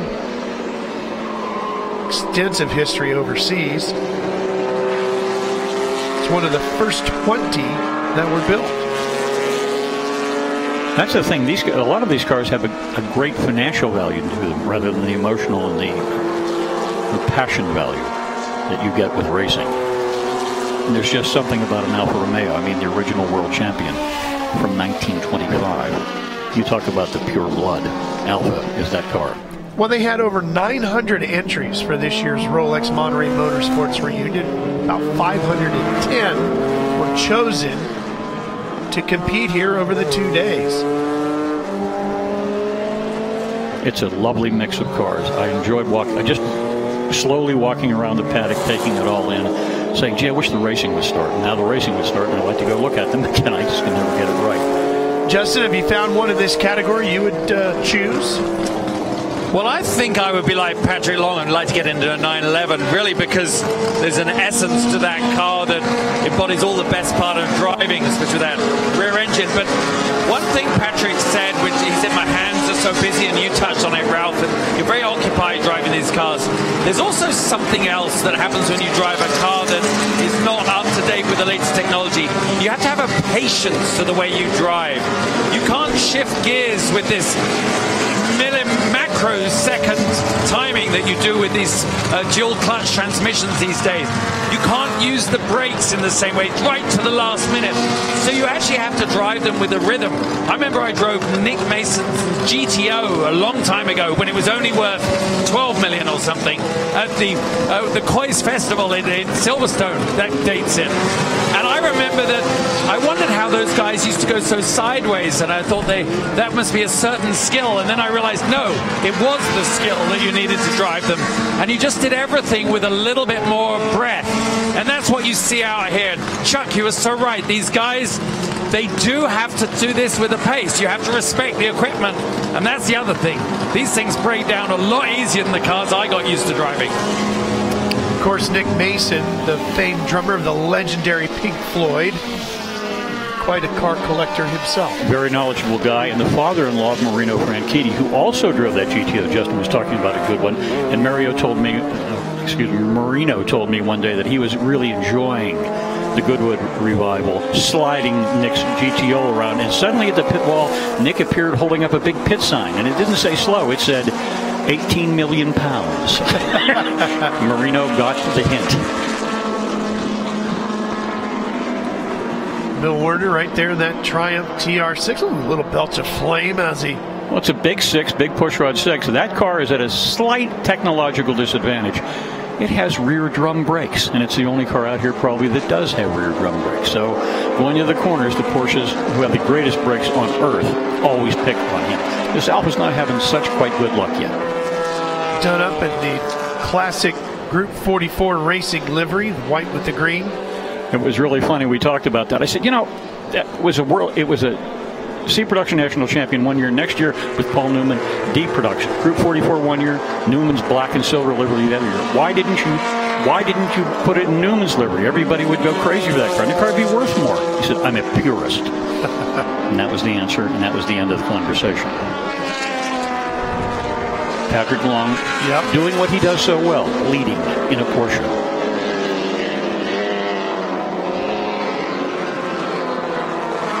Now, Justin would appreciate this. Now he's starting to have to pick his way through the back of the field, car by car by car. So Justin's words become especially prescient now. This looks like it should be the last lap as well. One would think. We have done 8 laps. Took second in the GT class in the 1969 Daytona 24-hour. First in GTU in the 75 Daytona 24-hour. Porsches do have a tendency to have a long life. They do stick around a lot. Well, the GTU class at Sebring as well. So, in other words, won the 36 hours of Florida. That's right. It's been a race car its entire life, and it's still a fast one here today. In the hands of Patrick Long, there are no slow Porsches. Coming up after this is going to be 1963 to 66 GT cars over 2,500 cc.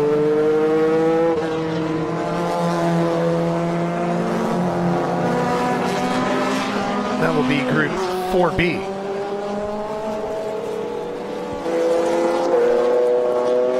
Like you said, Ralph, there's no sound like that flat 6. A very unique sound. And this is one of those events where you can stand on the front straightaway with your eyes closed. And just some you're going to recognize, some you're not. As they go whistling by. Checkered flag is out. Patrick takes the win. And that car with an already rich racing history can now say winner, Rolex Monterey Motorsports Reunion. 61 to 66 GT cars under 2,500. And a good battle here. A little Adriatic blue Porsche, which also has a rich history of racing. Trying to get another good finish here this afternoon. It's that car 78. Kelvin C. trying to see if he can add one here.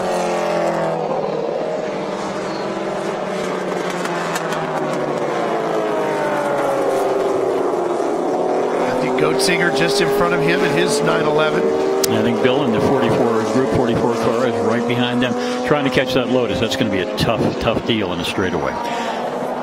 Whoa, hang on. Goatzinger gets a little out of shape, but he gets into the throttle quick, and he's going to hold him off. And Goatzinger is going to get credited with 13th, and C will take 14th. And our Team Amelia, as we jokingly call ourselves, is 15th back there. Bill in the number 44 car.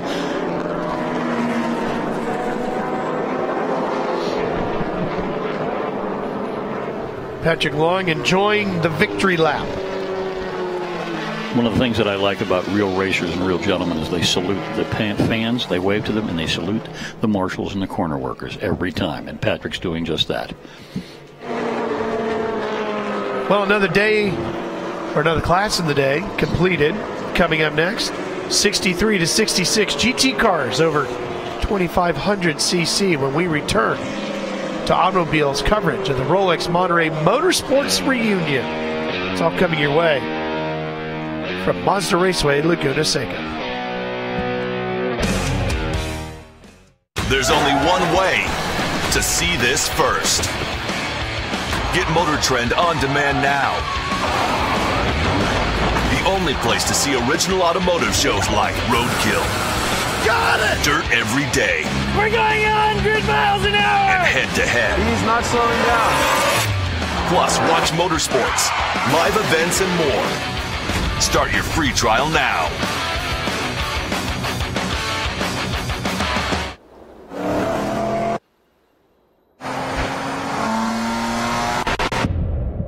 You're going somewhere. We're not sure where, but we know how. Quickly, but with control and agility. And of course, with purpose. Only you know where this leads. But we all know where it started.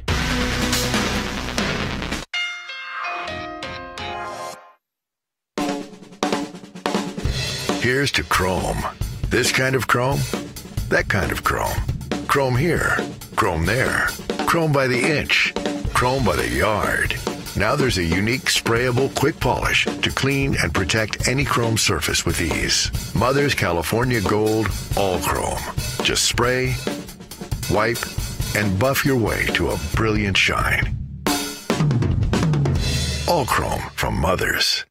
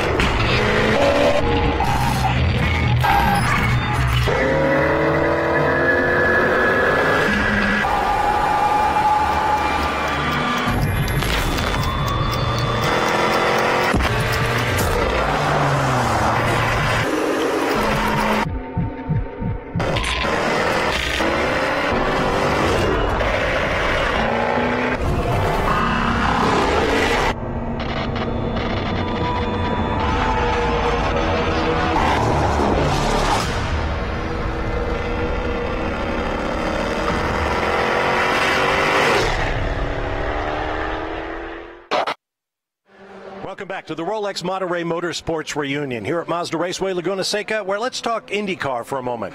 America's domestic open-wheel championship raced here for more than 20 years, and the car that won the very first race here in 1983 was this one, a beautiful March Cosworth for car owner Jerry Forsyth, but the real story was its driver. Teo Fabi was an ex-Formula One driver from Italy who was a rookie in the series that year, but after taking 6 poles, including his debut at the Indianapolis 500, and 4 race victories, including one here that fall at Mazda Raceway Laguna Seca, he was the runaway rookie of the year and only barely was beaten out for the Drivers' Championship by Al Unser Sr. Now let's get back to the track. One of the many beautiful cars on display here as Mazda Raceway celebrates their 60th anniversary. It's all part of the Rolex Monterey Motorsports Reunion. Automobile is here to bring it all to you. Active paddock area, just jam-packed with cars, and right in the middle of all of it is our Justin Bell. I know, I do get all the rough gigs, Ralph, seeing old friends and amazing cars. And one old friend, actually a former teammate in the Viper in 1997, was John Morton. John, your little sunbeam here in amongst all this American muscle. I think you've got your work cut out. Driving this car, you always have your work cut out. Keeping it on the track and maybe even passing people. But it's not a Cobra, and it's not a Mustang, but it's what I got to drive. And it's in the hands of John Morton, a multinational championship winner. Just want to point out this too. Look at that. 375 GTB, otherwise known as the Ferrari Daytona. But as I was just chatting with the driver, English chap, this is very much the Grand Tourer. So it goes up the straight in magnificent Italian style until you hit the brakes and try and go around the corner. So he's got his work out as well, even though a little more expensive vehicle underneath him. No doubt about it. What a stunning piece right there, that David Hinton's 1969 Ferrari 365 GTB. Can't wait to see that in action. Can't wait to hear it. No, got a lot of great engine noise, like that Shelby Cobra 289 right there, number 91 in 1963. That was the year that Shelby stood up on his hind legs and reordered American production car racing at the top of the alphabet. Or maybe a 62 is more your style, like this one that Steve Park owns. And there's the car they had to fight to do it. They showed up at Riverside in 1962 with a guy named Bill Krause who'd won the Times Grand Prix and scared the fluids out of everybody until the car retired. It was a rocket ship. Well, I am a Corvette guy, and I love those. This is Craig Connolly's 66 Shelby GT350. Don't see many white with the gold stripes, but it's a good look. Well, look at this. Yeah, this Mustang here is another Shelby GT350. Well, there was the black Shelby GT350 with the gold stripes that you could rent from Hertz. Yep. That's the one you want to have, right? For collectability? That's what I'm told. I'm not in that part of the game, but so I'm told. I did like this one right here, that number 40 that we just walked right by there. That's a red and gold one, another 66 GT350. Our English friends will recognize the colors of Alan Mann Racing, who raced Cobras and who took them to their world championship at Reims in 1965. Ah, here we go again. Chuck, right here. Corvettes aplenty. Craig Carter's 64. And then some guy named Joy. I don't know. I don't think we really want to say nice things about him right now because we're all pretty frustrated over the fact that he's in the black and gold one, Justin. Well, let's just say he looks like a pro driver. He's already making the excuses for why he's not going to win and thinking of what he's going to say on the podium. Well, you know, it's about the most fun you can have. You climb behind the wheel of a beautiful vintage car. You make it go as fast as you possibly can. And then people get to critique how you've done. What a wonderful Sunday afternoon. What could be better? Yeah, I'm actually really jealous. I've actually got to point that it is a stunning-looking car. Mike's got his work cut out there. I've got to tell you, he's mid-pack. I expect a lot from my colleagues, so no pressure. We're going to have the camera on you a lot. Oh, don't do that. Don't do that. I caught a few people napping on the morning race, picked up about 8 spots. I am certainly gridded above my potential right now. So we'll give it all we got, Justin. He's already making the excuses, guys. He's a true pro. Jim Whalen's name you see right there, that was a driver who originally ran that 1966 Mustang that Mike is going to be wheeling here today. It's a great looking car. Well, it's back. It looks like the Hertz car, but it's a notchback. So you've got A production, B production, and A sedan cars in this race, and that's a good mix. That's the way it was back in the '60s. This is time travel and a little bit of archaeology at the same time. And I do envy Mike where he's sitting right now. Oh yeah, there's a '66 Shelby GT350. We get a Jaguar here. We had one in the Steel Cities region of SCCA Racing that was absolutely a Cobra killer. And to this day, I don't know how they did it. But you're talking about people who at that point had won Le Mans 5 times. That's a 64 E-Type there, and then another Cobra here.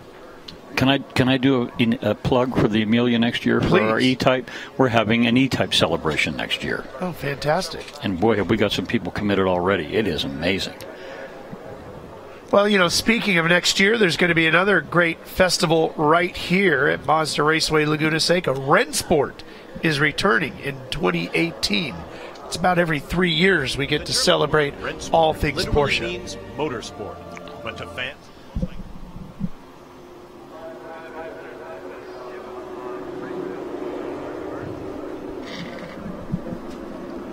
As you can see, it is a spectacular event as we celebrate the old, but plenty of the new comes out as well as they empty out the museum in Stuttgart and bring it all here. And I'm pretty sure we're going to see a handful of those 917s because I know Bruce Canepa right down the road in Scotts Valley has not one, but 2 Golf 917s. We were there. We did that as part of the tour coming up here, and it is an extraordinary... Yeah. It truly is. I've been through it myself, and it is just remarkable. And who knows what he'll have in the collection between now and then. And he's a big part of putting that event on here. Well, we followed him yesterday in a 962 and had to watch him drop out after coming from the back of the field. I thought he was headed for the front, and some little mechanical gremlin took him out. Number 65 there is a Sunbeam Tiger, 1965, owned by Dan Walters, and then there's that stunning Ferrari. And I love the name. There's one of the names on the door is very familiar to me and a lot of fans from Formula One in the 70s. Arturo Merzario, who used to be called Big Art. I think he was all of about 4'14". And that little man drove that great big heavy car. Those cars are huge. That's another one from the Bill Warner collection. He has one of those and one of the street ones, and boy, they are big, fast, heavy cars. Grand Touring, capital G. And there's John Morton waiting quietly, patiently. You know, this is, as we mentioned, a big 60-year celebration here at Mazda Raceway Laguna Seca and everything that has taken place here on 2 and 4 wheels. But, of course, there's a tremendous amount of racing history that took place in the Monterey Peninsula before Mazda Raceway was built. And Mike Joy had an opportunity to take a look back at that with a man who knows a lot about the history. Rick Knoop's passion for this place is such that he's even wearing his dad Fred's driving suit for the reunion this year. Gosh, your family goes back so far, all the way with this racetrack and racing on the peninsula. And so this weekend must be a labor of love for you. Oh, absolutely, Mike. My father ran the last Pebble Beach race in 1956 and in a 100S Austin Healey, and he opened this track in 57 after McAfee had that tragic crash. And so this film that you've done about racing on the peninsula, I mean, what a labor of love that must be. Well, you know, it started off, Mike, as a film about the Knoop Huffaker story, because my dad wasn't feeling very well, and I knew he wouldn't be with us too long, so I had Joe Huffaker and Dad both. I interviewed them both, and God, it was just so tear-jerking, because to have these guys and open up this wonderful facility called Laguna Seca, and so I finished that movie, and then all of a sudden Pebble Beach called me and said, "Who is that guy?" And I said, "That's my father," and obviously that's Joe Huffaker. So I took this project on, had no idea how thick it would be, but we started January the 13th, 2012 with beautiful B-roll. Fantastic gentleman by the name of Mick Marston, and we actually had Dr. Dick Thompson, we had Bill Pollock, we had Pete Lovely, the Allards, the MGs, the Covalis, and it was just a wonderful era. So I started this production company, and it was quite a job. So what was it like for you to recreate your dad's role in history? Well, obviously, I was awfully proud of him. He was my best friend and a hero and father, and anytime you put those together, it's a pretty special thing. And we ended up, we were awfully proud to do it. It basically, the 17-mile drive in this day and age, there's just, you know, you can go to a place, but you can never bring back the time. And to bring back that track and all the memories and how Pebble Beach was utilizing it as a way to sell potential lots around the lodge at that time. And awfully proud to work with Pebble Beach, and on their behalf, I think we did a really, really sound job, and we're really looking forward to it. You know. Fantastic, and great to have you here, still racing and honoring your dad's memory. Good job. Thank you so much. Boy, I cannot wait to see that. Rick's movie, Racing Through the Forest, distributed globally by Green Apple Entertainment, can be watched on demand with Amazon Video and coming soon to other platforms as iTunes, DirecTV, and more. It's going to be just fantastic. I'm impressed by the camera work. That stuff looked great. And fast. Well, it's going to be just tremendous. I mean, an ultimate labor of love, as Mike was saying, to put all that together. And you can see and hear from Rick, and that's what he was saying during the interview, what he feels for his dad. And it all comes out in that movie. That's his life. That's his blood. Yeah. That's twisted into his DNA. And the Noobster, as we used to call him when he raced with the Jim Busby Porsche BFG 962 team, he has a lot of fun with this stuff, and it shows.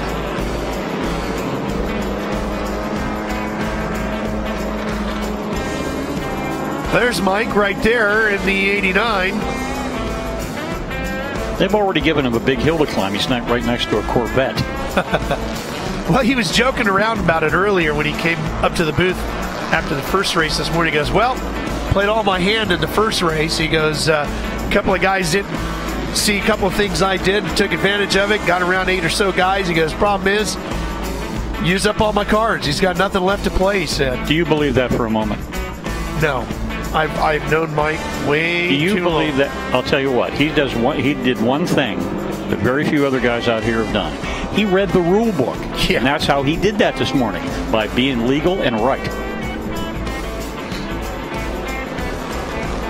Only thing is you get a little bit further up the grid, you get to that pointy end of the stick, it gets a little harder because some of those other guys got a few good tricks as well. Well, they've been, as you said earlier, they've been driving these cars for a long time, and you get to sea level pretty quickly in a class as fat with talent, horsepower, and torque as this.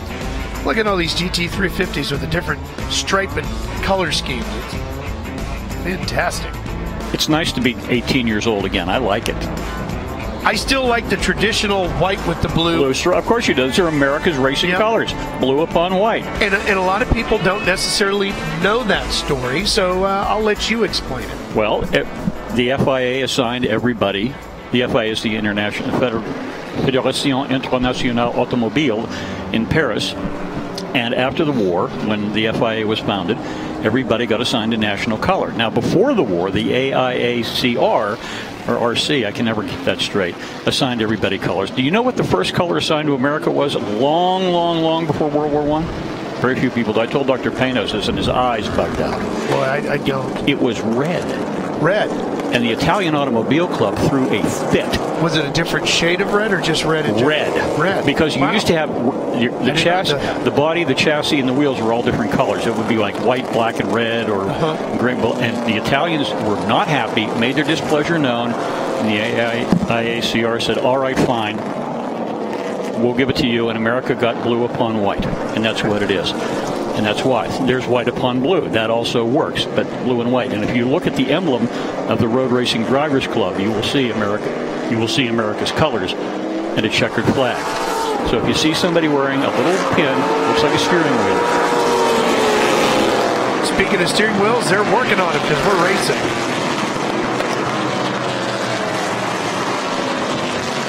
Come on, Mike.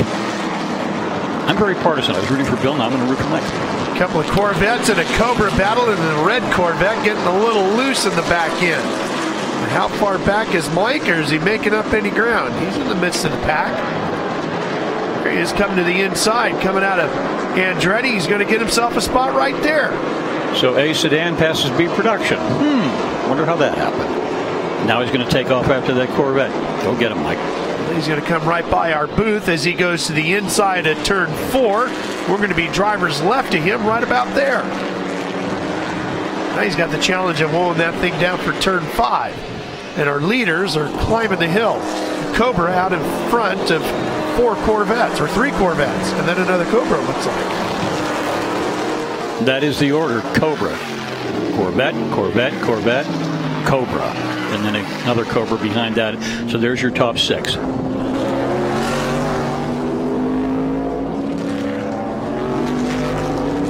John Morton looks like he's doing pretty good in that Sunbeam Tiger. Just love here. Can you tell the difference between a Chevy VS small block and a Ford 289? I think I can. I can't. You can? I can't. I really can't. I would like to think I can. Maybe I'm just fooling myself, but I think I can. I'm pretty sure I can get the difference between a Porsche and a Ferrari. Mike got around that Corvette. Let's see if he can hang on. Very nice line, Michael. A little bit defensive, but certainly very fair and very proper. Fight for second is a pretty good one. At the sharp end, as you say. Yeah. And when there's Cobras and Corvettes, it's pretty pointy. No doubt about it. Yeah, buddy. Our lead car, number 96, is Lauren Leibel. Car that raced extensively in SCCA competition in its day. Boy, is he going to have some home movies with that onboard camera he's carrying? Well, that was one of the things we talked about yesterday. You can see him sticking out and popping up off of all of these cars. All of these drivers, they want to capture every little bit of everything they've done behind the wheel. I mean, you know, you have all these original components on these cars, and then all these modern little cameras sticking out everywhere. Can you blame them? No. Wouldn't you want to have this? Do the same thing. I just want one of the cars. I've got the camera. I need the car. Kyle Kelly is in that 66 Corvette, the red one that's running in second place, number 32. Car that was built by Carlos Arroyo in San Francisco.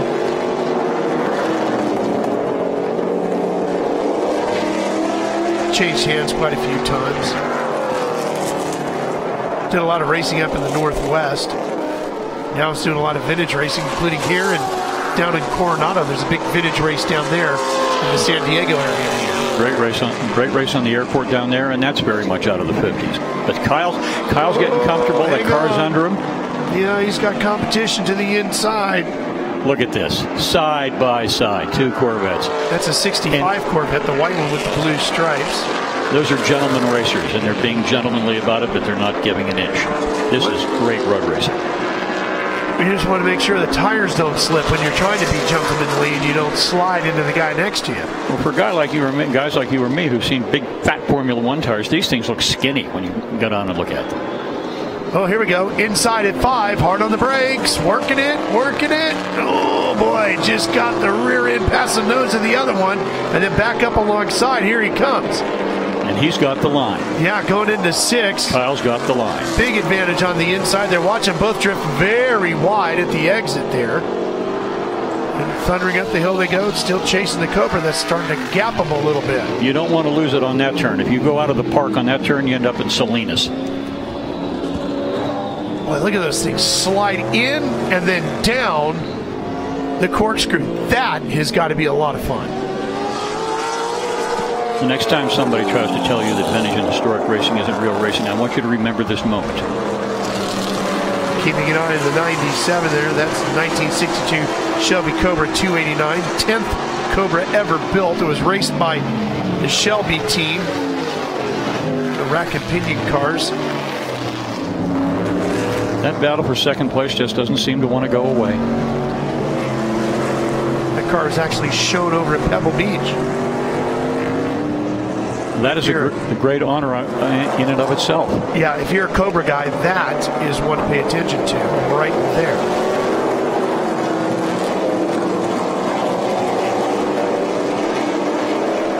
I've always been a bigger fan of the fastback version of the Mustangs, too, in this era. I think they look great. Well, they do. They're very attractive cars, and those lines have held up very well. Very well indeed. Of course, I'm old enough that I had a 67 Mustang fastback. It looked very much like Steve McQueen's Bullet Mustang fastback.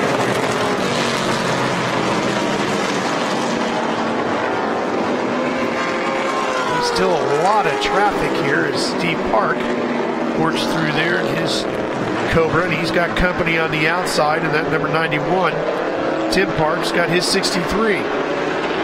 Been a club racer quite a few years, now doing an extensive amount of vintage racing. Hard racing, clean racing, all the way down into the 20th position. This is wonderful on a perfect Monterey day. Yeah, Tim out of Santa Barbara, California.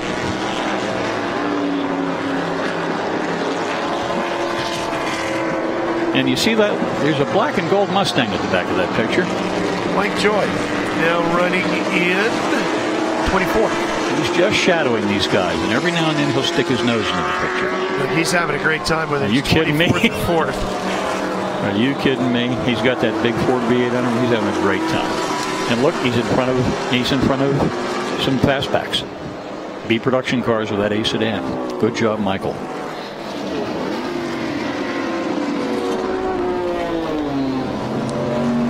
Justin, I think this is one of the classes I've had the most fun with all weekend.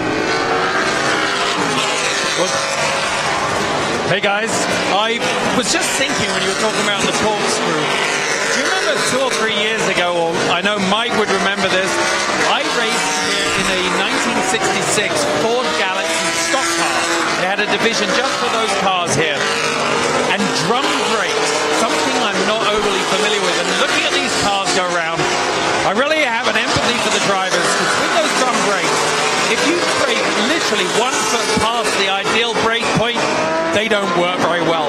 I was leading the field, coming up to the corkscrew, braked a couple of feet late, thought maybe I shouldn't spin it, because it certainly wasn't going to stop, so I rolled down the other side. Memo to self, never go racing in a 1966 Ford Galaxy stock car. Equally, never don't go racing through the corkscrew. It was brilliant. Great ground clearance and straight across the ground. Great story, and you can just hear the roar through Justin's microphone. As this pack goes through, you're going to catch a glimpse of a green Mustang. Here's our race leader back at the front, Leibel. In the great battle of American A production road racing, Corvette versus Cobra. Coming up to lap a Mercury Caliente, Comet Caliente.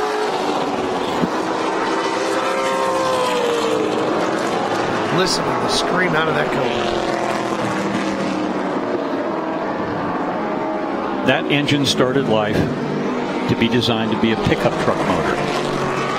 221 cubic inch pickup truck motor, then at 260, then 289, and so on and so forth. But a little truck motor. Needless to say, it wouldn't have been. Whoa, baby! Trying hard. Yeah. Needless to say, that little truck motor wouldn't have become a legendary power plant that it is if it had only stayed in those trucks. That little truck motor that's the world champion. Well, and one of the Corvettes off at the top of the corkscrew. Local yellow only, which is good. Oh, the oil flag, the slippery track flag is being shown as well. And that's Craig Carter's 64. Craig looks like he's just getting ready to pull back in the race.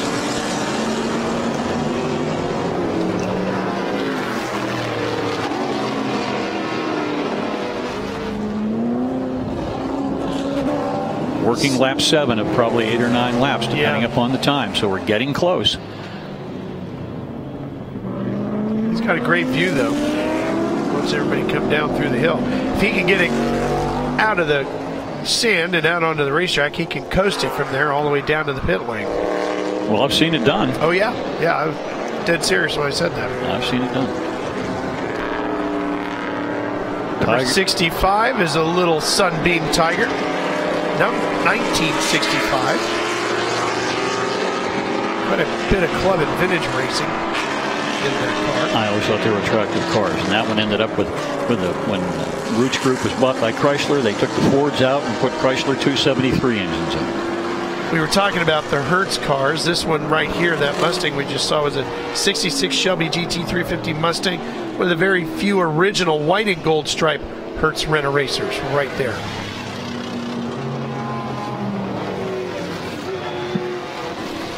You wanted to rent it, you had to go to the San Francisco airport to get that particular car. Is that right? There, that's on the racetrack, yeah. No kidding. That's amazing. It was actually stolen and then recovered in '67. I was wondering if that would be a problem, because I remember Hertz had something called the Sports Car Club, and you had to be a member of the Sports Car Club to rent a Shelby Mustang.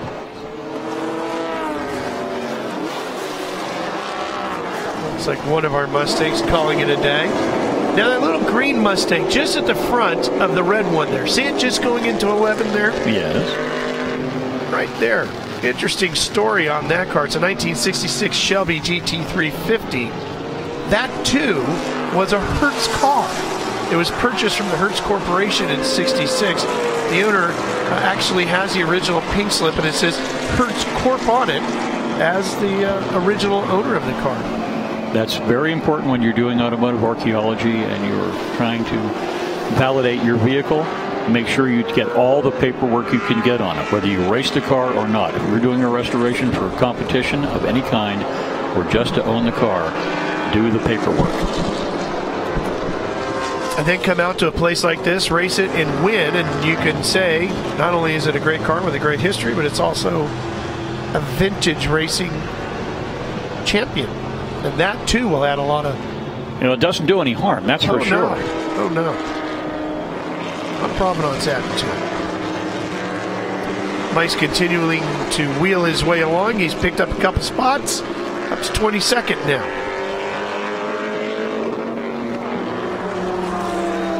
Well, considering he started 33rd, I would say a 33% improvement is pretty good indeed. Battle for the lead is still a good one, too. They're running out of time. Last time up the hill, headed for Salinas. Just don't go there. I remember one time a Can-Am car went off right there and ended up in a tree. I watched Wayne Gardner go off there in a 500 GP bike one time, too. Split all the way through. I don't even want to think about that. Wayne wasn't a big fan of that corner for a while. The Europeans really weren't that crazy about this place on motorcycles simply because it's very, very technical on a bike. And it was a huge advantage for the Americans for years because of it. Indeed. I'll bet you these guys are coming to the checkered flag. We're getting about there. We're working lap 9. We've got to be close. These guys know it. They've got to be close. And they're trying hard in that Corvette, sliding some more. A little bit of oversteer. Gordon Leibel in his 1965 Cobra comes out of the final corner. Oh, he gets a little loose. Wiggle. Don't lose it now. He straightens it out. Ooh, good. One more. We get another one. We get another okay. one. That's great. Well, there's a bunch of traffic in front of him, too, but I'm not so sure they're going to catch him. We'll see. Maybe going up the hill. Boy, our Corvette pretty good through the middle of the corner. Good news, Michael. You got another lap to go. Yeah. John Morton, by the way, is running up in 10th. Mike lost his spot. He slipped back to 23rd. Chance to gather it back up here. Boy, this Corvette is really hounding Leibel. Stewart is right there. Tom's tried about everything he knows in that 75 Corvette, and that's a B production car chasing an A production Cobra. That didn't happen very often. And he's given the steering box in that thing a real workout too. No, he's at it from the right to the left. Look at that. Sliding Look at through that. his 6. And it cost him. It did. He lost some time there. Now he's going to pitch it down the hill as they run into the corkscrew. Let's see what he can do here. Kelly still running back there in 3rd. But tidier this time through. Now that traffic might come into play just as they get into 11. We'll see what that does. Oh boy, he slid it all the way out of Rainey, the Corvette, and into 10. Yeah, the Jaguar's going to be in front of him, giving them all plenty of room. Leibel drives right down the middle of the race course. Yeah. Right in the middle. He did it just right this time. Perfect. Couldn't have been better. And he's going to get the win. Leibel will take the checkers here in 4B. 1963 to 66. GT cars over 2500cc. Well, Tom Stoyer, 1B production. That's the way I'm going to tell this story from now on. A production was won by a Cobra. B production was won by a Corvette. Coming up after this group is Group 5B. Now, we saw some of the Formula Junior cars earlier. We're going to get the rest of the field here. 61 to 63 Formula Junior cars, disc brake cars. This is when Britain stood up as a world power in motorsport. Whoop. Tail end of the group, finishing up their final lap. And Mike is still showing in 23rd. Let's see if he can get one spot back here. Bunch of Mustangs in this group right here. That's a tough go for an A sedan to take a B production Shelby Mustang. Is really a hard, deep cold pool to swim in. Up to the corkscrew for the final time. Looks like you're driving off the end of the earth when you go up there. Feels like it too when you turn left in there, and it just drops away from you. Been through it on a motorcycle and in a car, and it's just an incredible sensation in both. I'm such a weenie that I lifted off on a golf cart. That tells you what it's like driving up that hill.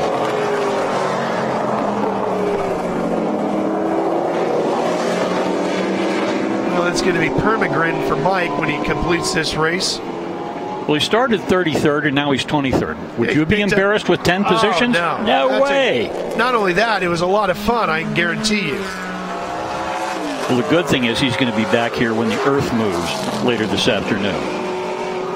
Good end to the day for these guys, and Mike Joy gets credited with 24th.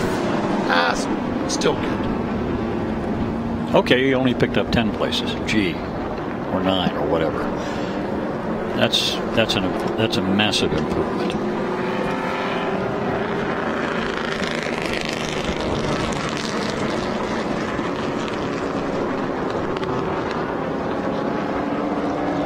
Big part of the thunder here at the Rolex Monterey Motorsports Reunion as we work our way through day 2.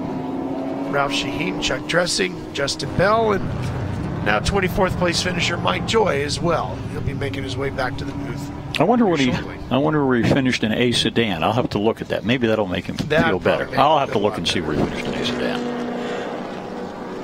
And once again, Michael, being the very gallant 60s driver, waving to the marshals, the corner workers, and the crowd. That's the way it's supposed to be done. Well, before Mike got into his driver's suit, he worked with the rest of us on our Mother's Polish's favorite car, as we all went around the paddock, picked out our favorite cars.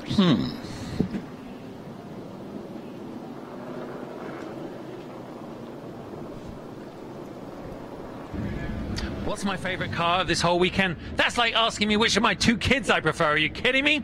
But I do have an answer. In amongst all these amazing, beautiful cars, for me there is only one. Yes, it is the Ford GT40. And here it is, the 1967 Dan Gurney AJ Foyt Le Mans winning car.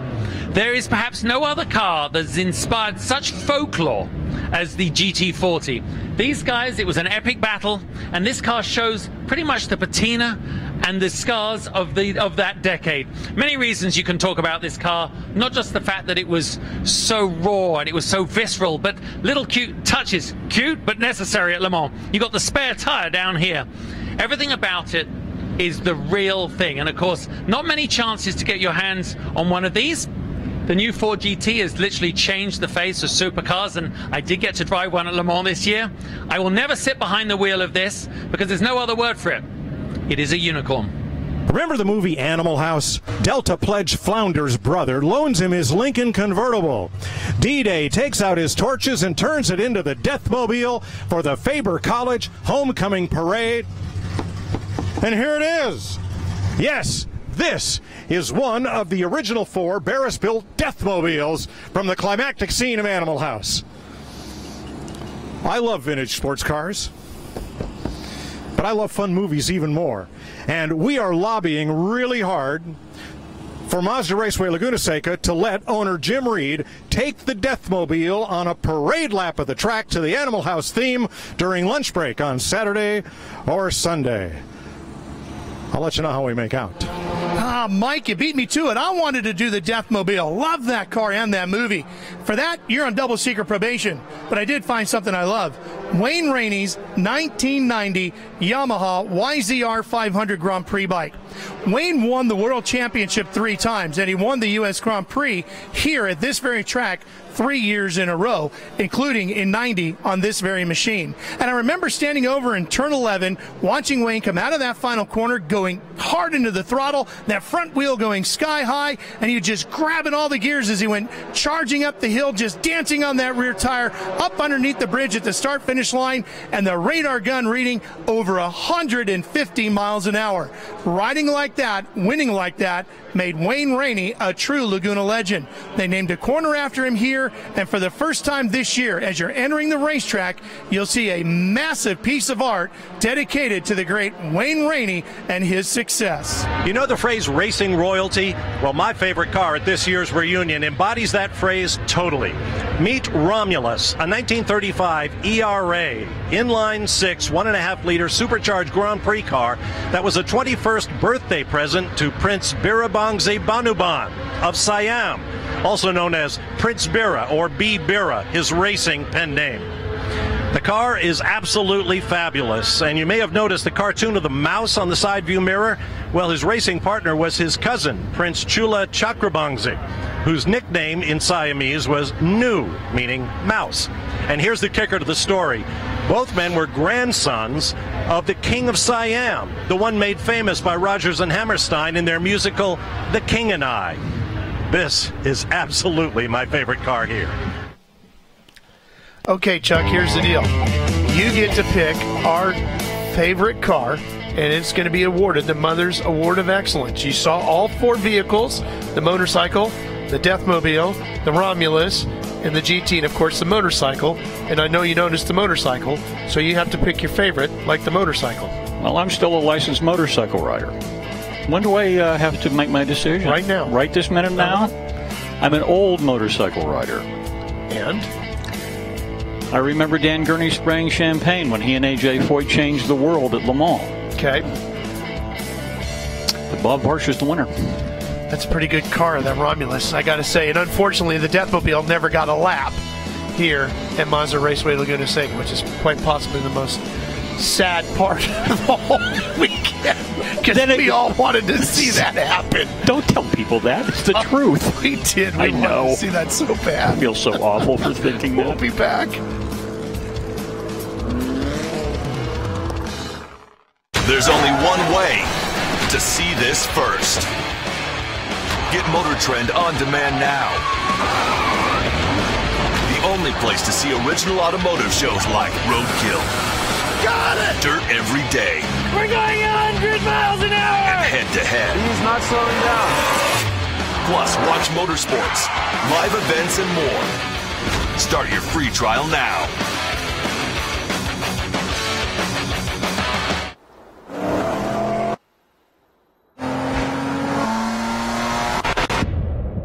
You're going somewhere. We're not sure where, but we know how. Quickly, but with control and agility. And of course, with purpose. Only you know where this leads.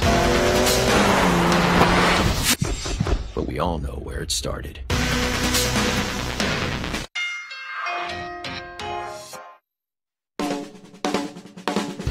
Here's to chrome.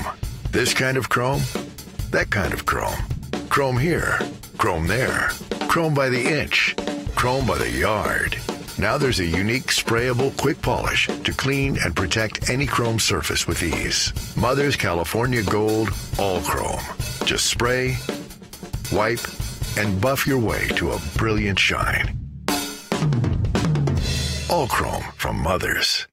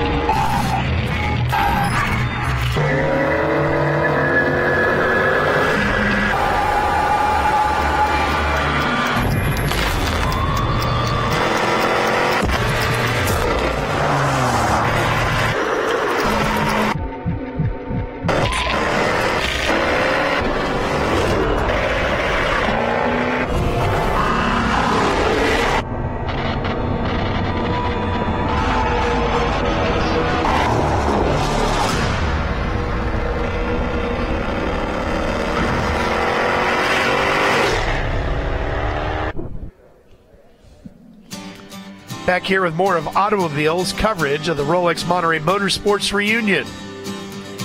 Moving on to race 5B, 1961 to 63, Formula Junior machinery.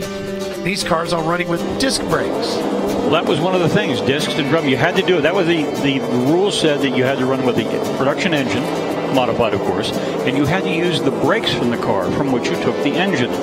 And the first juniors were Italians, and they had the little Fiat engine, and they had the drum brakes. The British changed all that with disc brakes because Jaguar, as you know, were the first people to win Le Mans with disc brakes, and it kind of caught on in England. And then Formula Junior started about the time that racing in the whole world changed with the change of Formula 1. This is what happened after the Italian era. Here's the green flag.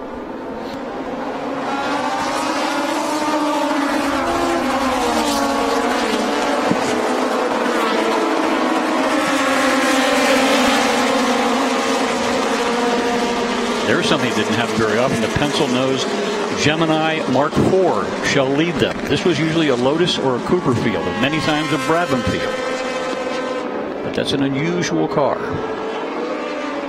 Car number 10, Timothy De Silva. It's a Mark IV. It was originally raced by Colin Davis. Very fine long-distance endurance racer. Only one of two Gemini Mark IVs in existence. Uh-oh. That's a problem. That looks like a Lotus 20 or a 22, and I can't tell the difference between the two. You're going to have to walk a little quicker to get it off the track. One hopes. Yeah, he's got a little bit of help in the marshals, bless him.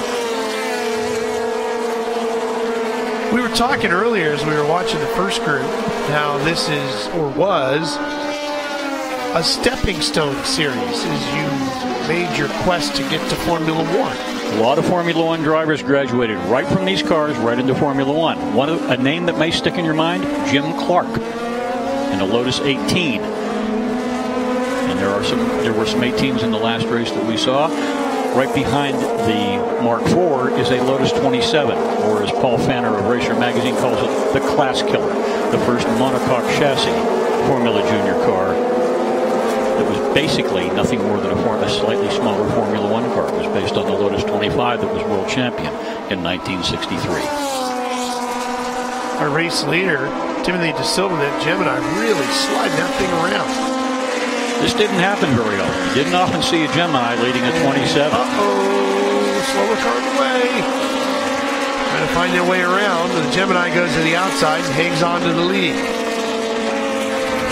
It's a very clean shape, the Gemini. Very trim in the waist. And two Lotus 27s right behind him. Looks like a Brabham. That's a BT6, I think. Looks like a BT6. Designed by Ron Torinac, named after the guy who owned the company, Motor Racing Developments, Jack Brabham, 1959, 60, and 66 World Formula One champion. Back in the field, there's car number 2 right there. That's Art Herbert, his Lola. The field makes their way by. Back in about, there's 152. He's back in about 18th place. We're going to find car 68.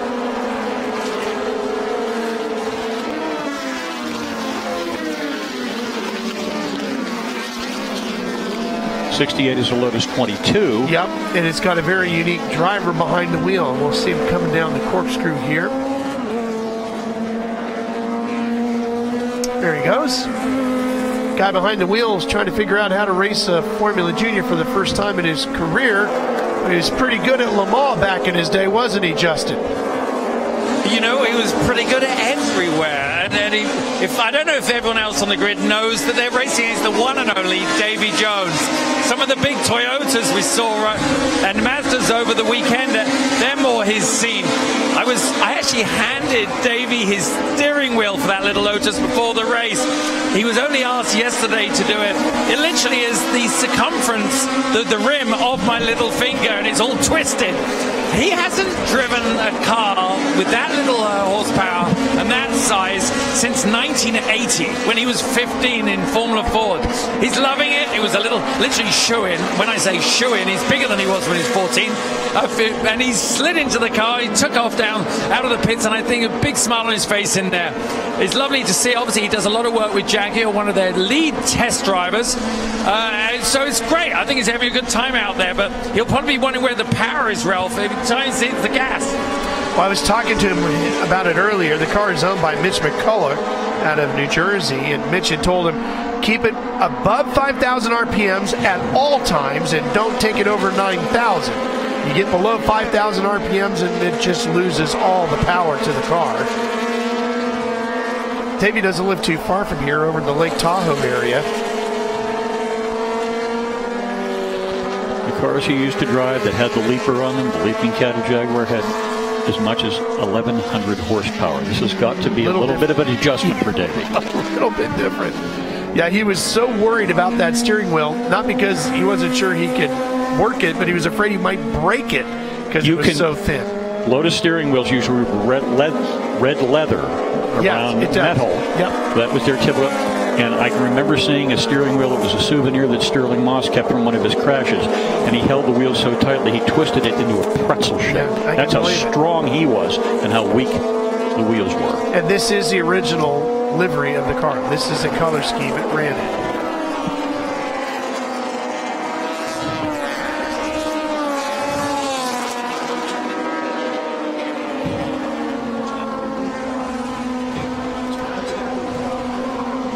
Back up to the front of the field, our race leader, De Silva, 4 laps in. And it looks like Denny Baker has taken his Lotus 27 by Art Heberts, and he is now second. And he's closing. This is a junior ace. This guy's practically a ringer in Formula Juniors, and he's got the best Formula Junior he could have for the job at hand. nets running down that Gemini. Whoop. A little slip there. He knows who's coming after him. These guys know each other. They race a lot. He knows that's Danny Baker. And I've seen Danny win races here from third place on the last lap. Car that's been club race throughout Europe and North America, 63 Lotus. Danny out of San Francisco, just north of here. So 122, that car right there is a pretty interesting story behind this machine here. It's a 1961 Lotus 2022. It's owned by Jeff Anderson, and the interesting thing about this car, Chuck, it was used in the movie Grand Prix. It's a car that James Garner actually sat in, and they would put different bodies on it and roll it around and make you think it was a different Formula One car. Well, but it was actually Garner in this machine. Well, it was easy to do in that time because the Formula One changed from 1.5 liters to 3 liters that year, and nobody knew what the Formula One cars were going to look like. And the juniors were very much the same size as many of the cars on the grid at Monaco in 1966 when John Frankenheimer started filming. So you could dress a Lotus 22 or a Brabham VT6. You could dress them up like a Formula One car, hang some fake pipes on them, put a little bit wider tire on it, and voila, you have a Mach Neo Quasi Formula One car. So that might be the star car of our field here today, movie star car. Well, James Garner was a fine driver, a great entrant, and he really knew his motorsport history, and I thought he did a pretty good job as Pete Aaron in Grand Prix.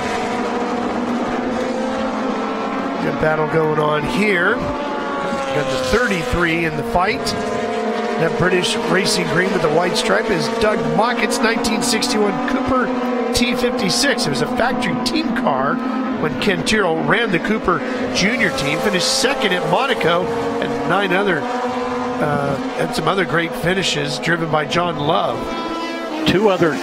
Speaking of stars, two other stars drove for the Cooper. That's the typical Cooper paint scheme. That green is so green it's almost black. But there was a guy who drove a Cooper Formula Junior T56 here you might have heard of, who was in a movie. His name is Steve McQueen.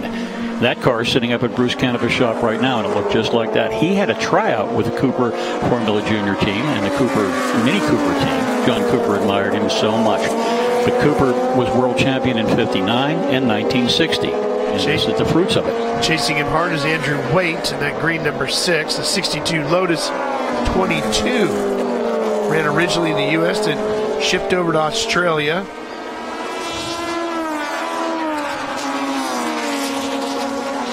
And a fight for the lead. Silva and Baker.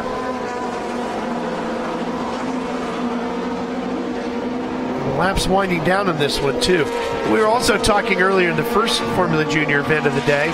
It's been a world tour celebrating the Formula Juniors this year. Well, 60th anniversary when Johnny Laurani came up with the class. It was so popular. He really struck a nerve at just the right time with it. But then again, racing was changing. The balance of power shifting from red to green because of international rules. Formula One got rid of its fuel formula and came up with aviation gasoline, and a whole bunch of British cars and engines became eligible and competitive. Whoop, and it's going to get competitive for our race leaders. Pretty good battle here too.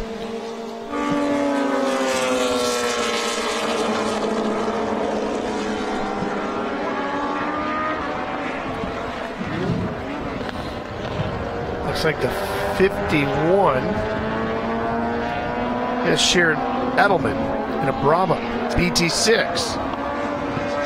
Very sturdy car designed by a guy who designed Formula One car. That's the nice thing about this with Lotus, Cooper, and Brabham. You were getting the lead guy at the drafting table when you got your Formula Junior.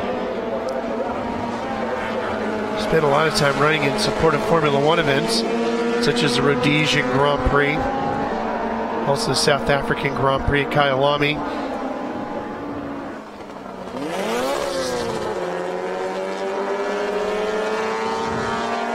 Jeffrey Anderson working his way up the hill in the star car.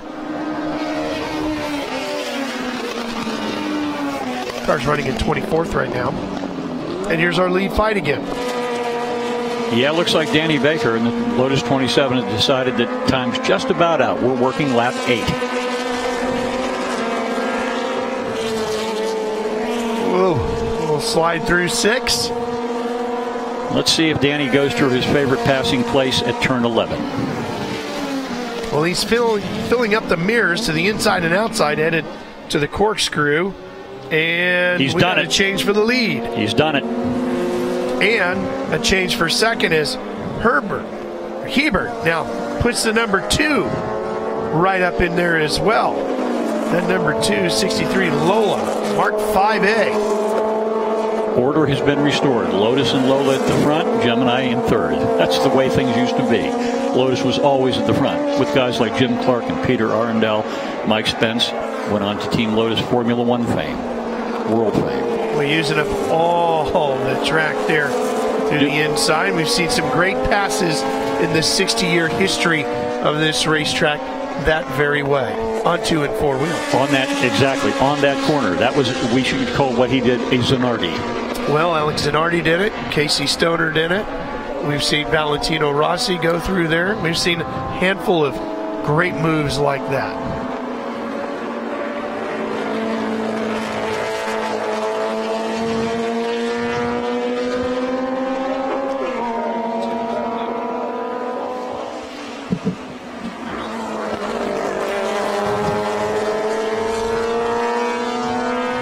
'53. Tom O'Grady in a Cooper T59. The penultimate Cooper Formula Junior design. Lovely cars. Owen Maddock, who designed the Formula One cars, did a very nice job on that car. Very svelte. Of course, it's easy when you're cutting for a little car to cut that body work and make it look good. And Coopers were always handsome cars. This should be the final lap. One would hope. We're working lap 9. And Danny's already got it done. The only trouble is there's a guy behind him in a Lola who would like to reverse the order. Yeah, Hebert has a shot at him. If he can get through 10 really good, he's going to be just a little short, I think.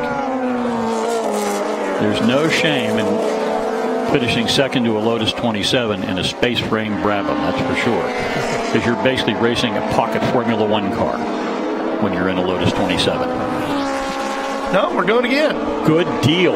Good deal for the number 2 car. Art, go get him. You've got 1 lap to go.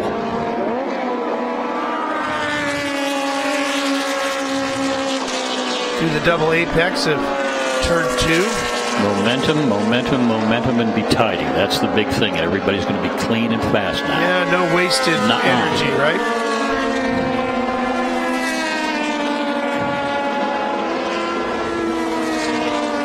Battle here continues as well. 53 O'Grady fighting with Anderson in her Hollywood car over 22nd position. Well, at least the number 22 car is appropriately numbered because it's also a Lotus 22.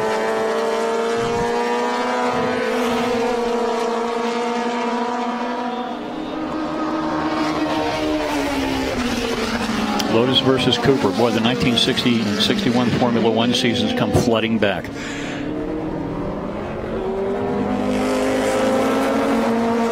And here come the leaders. Oh boy, it's going to get tight in here. One must plan carefully. Yeah. Through 10. Danny's done it. Yeah, he should be able to use Anderson's car to his advantage now. He's got the outside through the final corner at 11. Getting encouragement from his buddies to the left.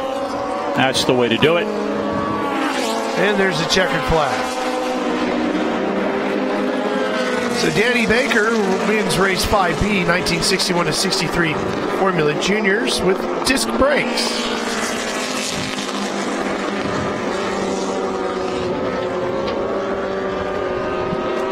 A couple more charging up the hill on their final run, including David in his 1963 Lola Mark 5A. David Inns. That should be for 16th. And another Lotus 27 in there. Yeah, that's Alberto Fernandez.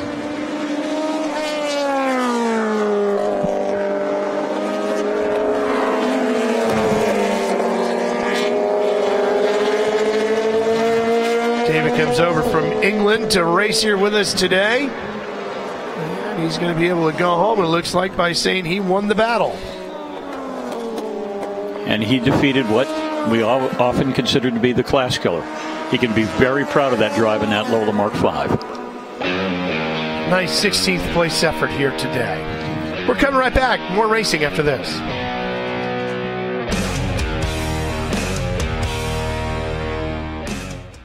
There's only one way to see this first.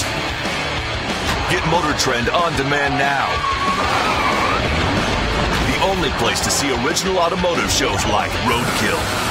Got it! Dirt every day. We're going 100 miles an hour! And head-to-head. He's not slowing down.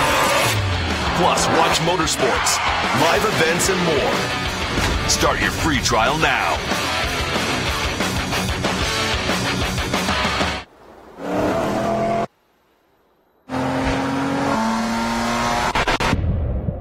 You're going somewhere. We're not sure where, but we know how. Quickly, but with control and agility. And of course, with purpose. Only you know where this leads. But we all know where it started.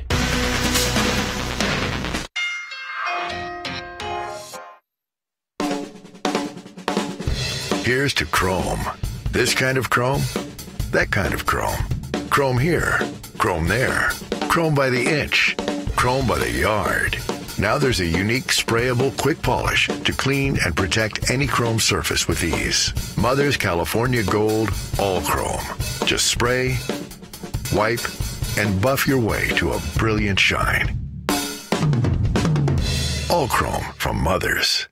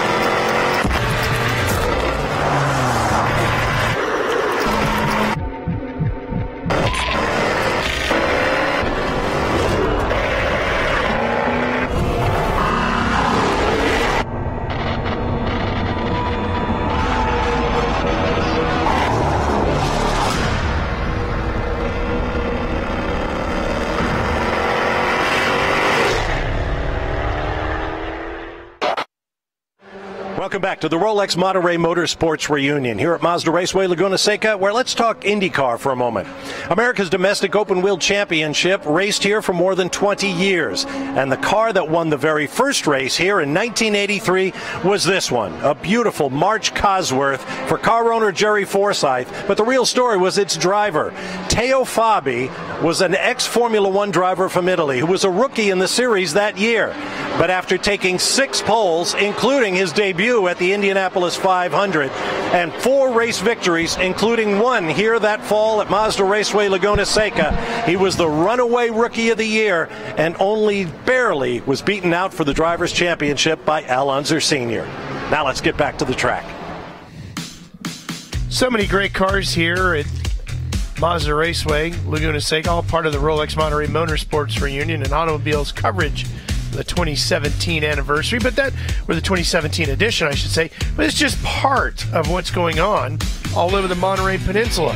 Old cars, new cars, historic cars, some of the best exotic cars Justin Bell found over on Cannery Row.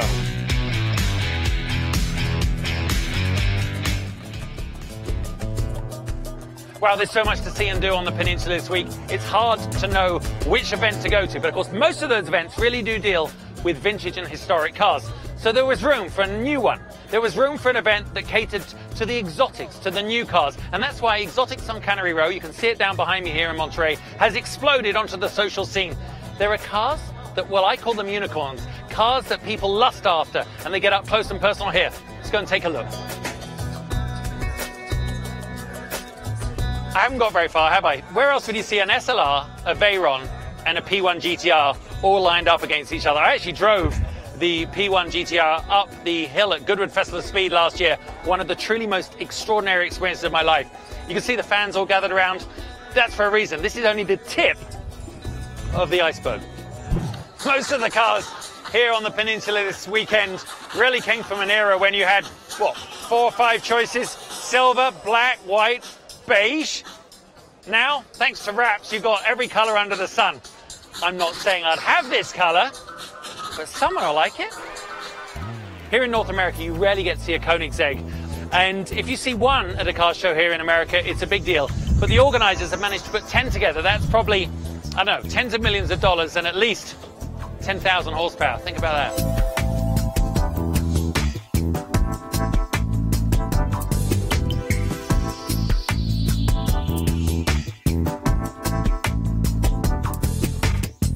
Well, having made my way down Cannery Row through some pretty glamorous Italian exotica and very excited fans, I finally found something that resonates with the British man still slightly clinging on inside me.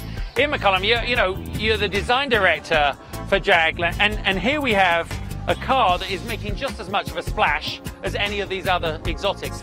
Yeah, this is our new Project 8 car. It's an XE with a 600 horsepower V8 engine, all-wheel drive, and it really is a track car in so many ways. But, you know, it expresses the whole Jaguar thing because it's about power, it's about performance, it's about looking good. This is definitely a serious car for serious enthusiasts. It is, and the great thing with the design team doing this, working on it, was that everything on it's there for a purpose. Yep. Okay, it's got the wide arches because it's got bigger wheels because it's got bigger brakes. I think the relationship with Michelin on this car is a good one too. Cannery Row, it has become definitely the place for exotics. Let's just call it the flip side of the coin to all those historic vehicles we see over at Quail and at Pebble Beach. Now this is attracting a different crowd for a reason, because this is the future. It's become a real must-see event each week here during Monterey Car Week, as the overall event is known here on the Monterey Bay Peninsula. And of course, racing is a big part of that, and the racing takes place here at Mazda Raceway Laguna Seca with the Rolex Monterey Motorsports Reunion. And we're going to move on to race 6B, 1955 to 61 sports racing cars under 2,000, like car number 24, that Rejo Mark IV 1959 that Mark Osborne owns. How about a Porsche 1955 machine right there? Car number 6. What do you think, John? Any 550 Porsche or a variant thereof has my interest. Any Lotus 11 has my interest. Especially when they're painted green and yellow. Car 814 that Chuck was talking about, 1955 Elva. Named the French word she goes, Elva. And there's an American girl, I think. I think that's a Genie. No, that's a... Yeah, car 7. Yeah, that's an Elva. That's an Elva. Yeah, that was a Genie at first. Parked next to another Elva. Ray Nichols cars, lovely cars, very productive. Put Porsche 4Cam engines in those and won the Road America 500 with an under 2-liter car. Not bad when you can do that. And a 200 S Maserati. Yep, the Maserati. Gorgeous cars. 67, car number 67. Lovely cars. And of course, the first feature race was won here by an under 2-liter car, Pete Lovely's 500 TR. And I went down this morning and had to have a look at that in the tent, and that's where Bob Barsh has been all day. And it kind of put a lump in my throat. Mike Joy spent some time getting to know some of the drivers in the pits. It's another part of our Michelin experience.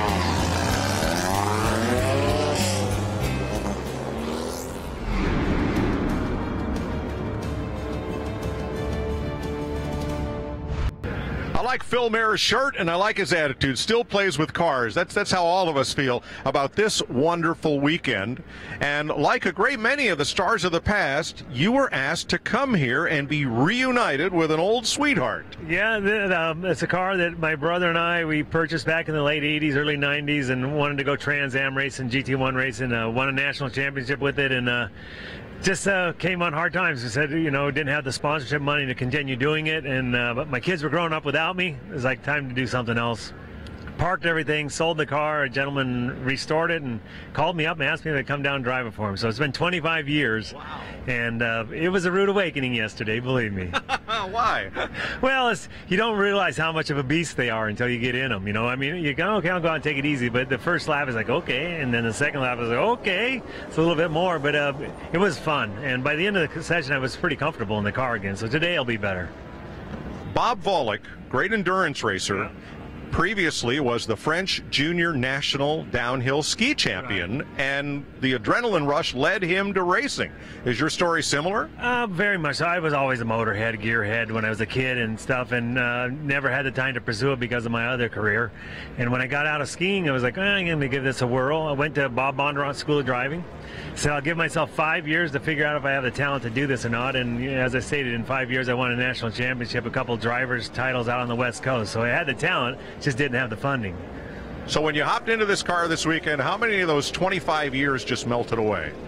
I tell you, it's like yesterday. I haven't aged in 25 years, but other than age, But I was still a kid, a kid at heart. Loved the motorsports, and I had a lot of fun. Well, and if you don't know, of course, Phil Mayer, Olympic champion, ski racer, and a great guy. Still involved in skiing, runs a skiing camp. Big thanks to Chuck Dressing, who's stepping out now as Mike Joy makes his way back up after having crawled out of the cockpit of the 89. I just spoke to Phil Mayer. Good luck on his race. Yeah, we'll be seeing that at the end of the day. That's going to be our last run. Yeah. Mike getting ready for 1955 to 61 sports racing cars under 2,000 cc.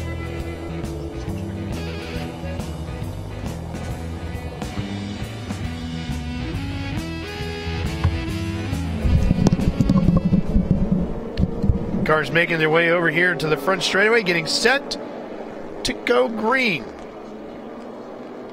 So here these guys roar up the front straightaways. The green flag waves on race 6B.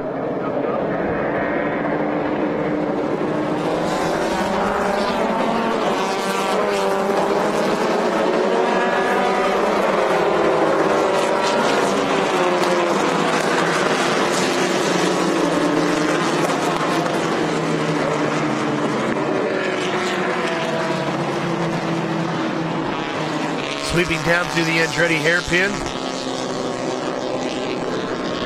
Wonderful group of cars, and of course these drivers have been waiting all weekend for this very moment. They practiced on Thursday, they practiced on Friday. They were not on track at all Saturday. None of the Sunday cars were. And through the fog and the coolness and now the sun and the heat, they've been waiting for their time in the spotlight, and here it is. Cameron Healy leads this group in a 1953 Porsche Cooper Pooper. Yeah, they called that the Pooper. I guess that was a term of endearment, but it was certainly a way of shortening up Porsche Cooper. The 666 there is a Lotus Mark 6, Jay Embry in that car, 1954.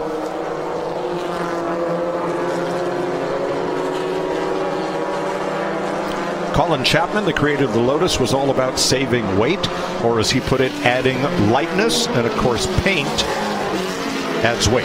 Well, this car was purchased directly from Colin Chapman. It first registered in 1954, chassis number 17.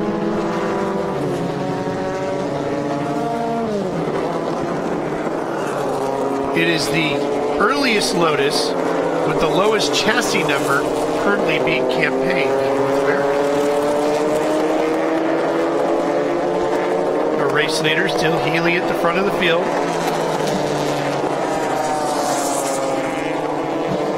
Winner Cumberland back in 1954. Wow, Cumberland, Maryland. Talk about a long-gone racetrack. Beat a lot of factory Porsche Spiders on that day. It's going to have to do that again here.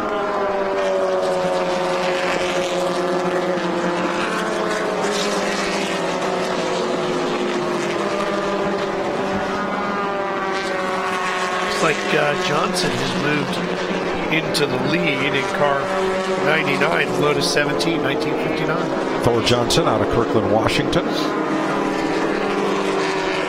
Putting his Lotus to the front. How'd you find the racetrack today, Mike? That's something we haven't really had a chance to talk about. You know, we've had so many different categories of cars out on the track literally for a week because they started racing here with the pre-reunion, and a lot of things getting leaked out of some of these vintage race cars. What's the condition of the racetrack itself? You know, and more importantly, Ralph, the sun beats down on it all afternoon long. So the track does get slick, especially in the later going of each race. I found about the last 3 laps it was easier to lock the brake, easier to slide the nose, and of course the tail was happy sliding all the time. So still plenty of grip, but you're going to see cars slide a bit here. Terry Hefty in his 1959 Cooper Monaco. First raced at Snetterton back in 1959. The blue paint and the registration number plate on it were on the car since the early 60s. You know, and a lot of these cars that we've seen race here this weekend, Mike, were all hill climb cars as well as circuit racers. This car here, winning in 61 and 62 the British Hill Climb Championship. I think, Ralph, back then there just weren't that many racing circuits. Yeah. You know, certainly they grew and there were more and more, but, you know, any town with an incline wanted to hold a hill climb. Now hill climbs tend to be more just exhibitions, and there's more exhibition hill climbs than races. We still have quite a few back east. There's Giants Despair. I'm not sure if they still run that one, but they do run the Mount Washington hill climb in New Hampshire and others. A little bit of slipstreaming going on here as that Lotus is filling up the mirrors of the pooper. All right, so the pooper name, it's not just a contraction of Porsche Cooper. There were races where cars running Volkswagen-derived or Porsche-derived air-cooled engines were required to wear a diaper underneath because those engines tended to leak oil, let's just say more than some others. And so you add the diaper and the Cooper, and well, you see what you get. No disrespect intended. No. Well, and that's a trend that's still being used today. If you make your way over to the NHRA pits, you'll see all the big fuel cars running with the diapers underneath because they blow motors and try to keep pieces, parts, and fluids off the racetrack.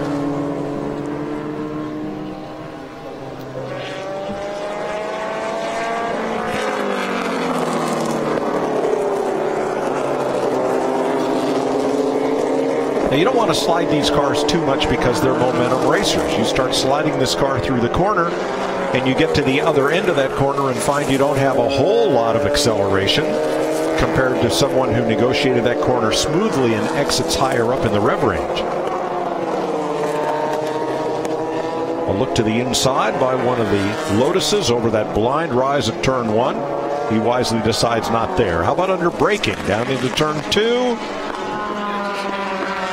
Well, not this time. That is Minchoff in the number 52 Lotus 11 giving chase to the Cooper Monaco of Hefty number 90 for third place.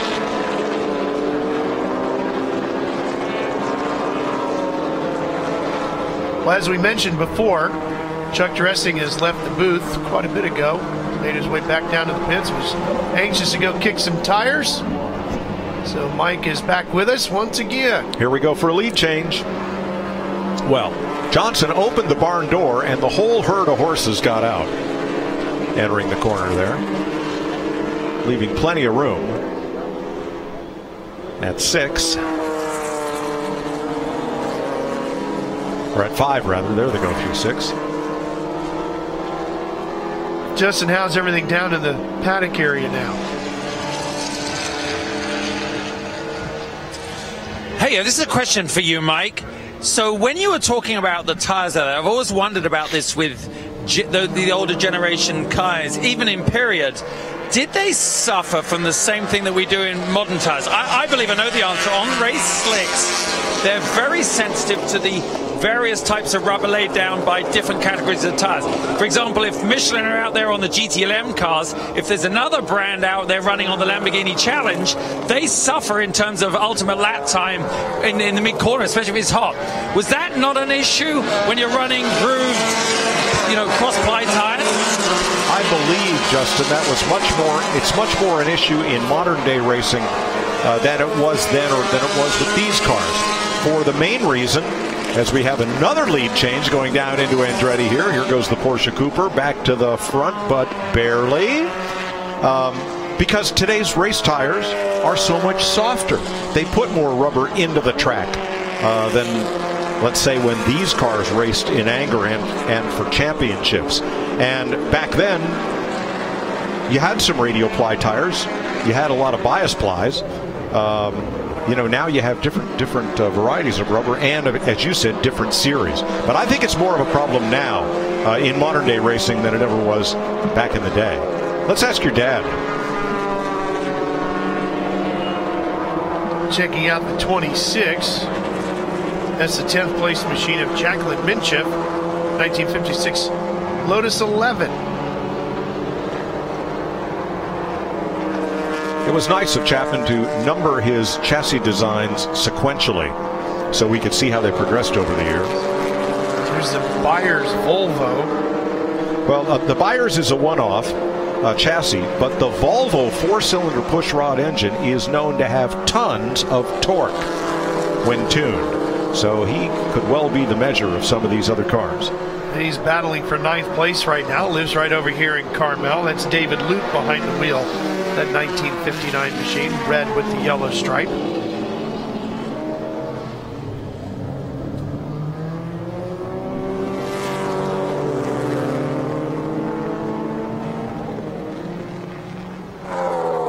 They'll sweep down through Rainey. Boy, the exit of Rainey got very slick toward the end of our race. It was just really, the car would just go in there, and no matter where you held the wheel, it would slide. That was Charles McCabe that took the position away in car number 139 at 56. Cooper T39 Bobtail. Ex-Tim Parnell car.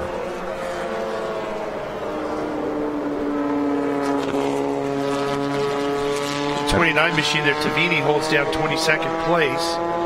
Now this is a Devon D, that silver car, as evidenced by the Arizona license plate on the back. Bill Devon made fiberglass bodies to go on other sports car chassis, some powered by Volkswagen, some by Corvair, and others front engine. It was a very tidy, very pretty design, had kind of a Pininfarina Ferrari look to it, and they sold a lot of them. It was kind of like the forerunner of the kit car business. Pretty car.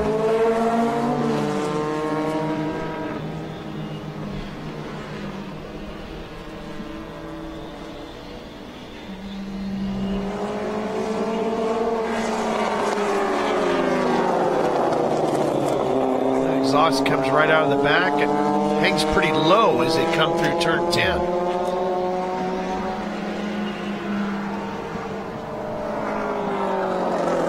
So he's 29. That's Porsche powered. So that whole rear body section should be removable. You notice he's got a lot more frontal area than the car chasing. Is much lower slung and much more purpose built because the Devons were bodied to be street or track buildable with the same body on the same frame.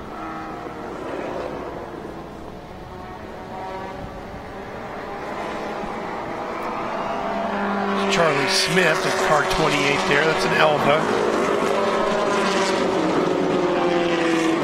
Did a lot of SCCA events with that car. And some US RRC road racing as well, including Road America in 1963. Yeah, drivers include Mike Hall, Peter Helfrich, and Reed Andrews back in period on Cruzan.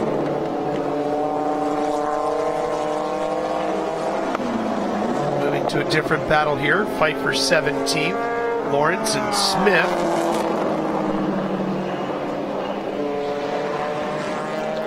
James Lawrence driving a car raced by Campbell Jones and then used as a factory display car by Lotus in the USA. He's fighting with Stuart Smith on a Lotus 11, 1957. Or they raced over at Cotati as well.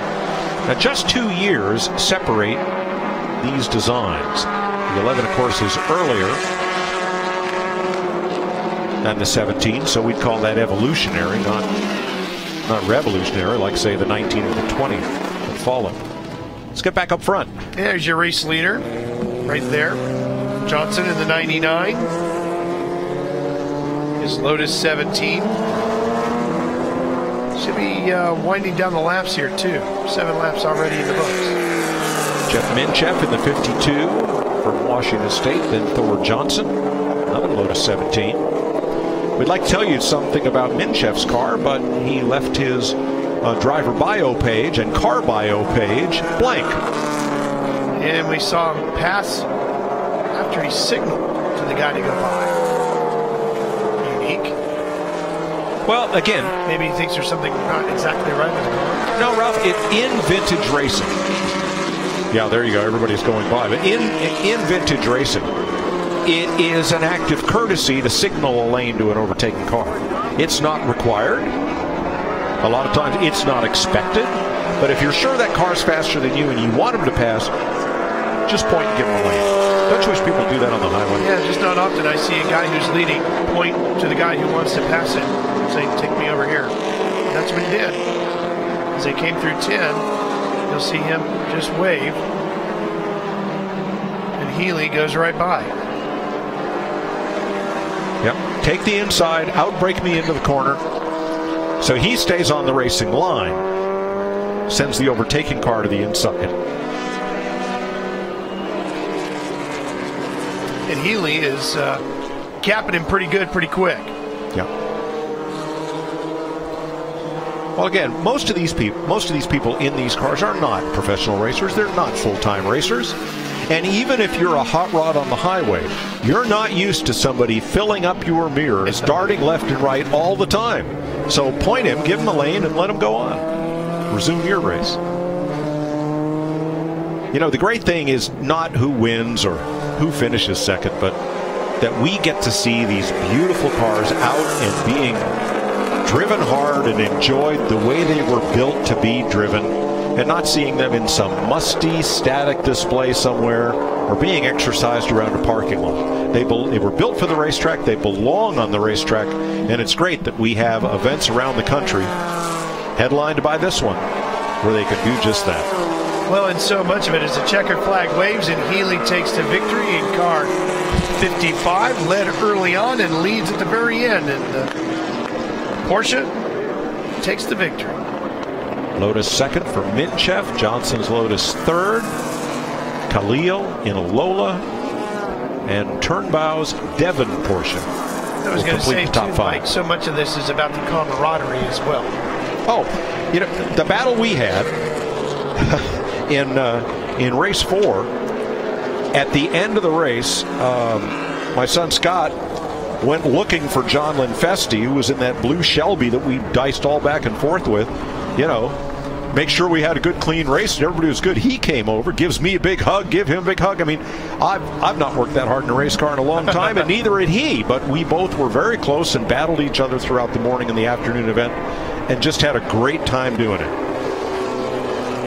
And that's all part of the thrill and the fun of vintage racing. Well, we're going to come right back. We've got one more race to go here to close out the weekend. 73 to 1991 INSA, GTU, GTO, and Trans Am machinery. And it's a big one.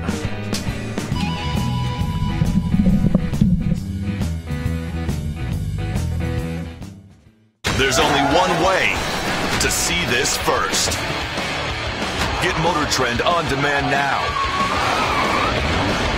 Only place to see original automotive shows like Roadkill. Got it! Dirt Every Day. We're going 100 miles an hour! And Head to Head. He's not slowing down. Plus, watch Motorsports, live events, and more. Start your free trial now.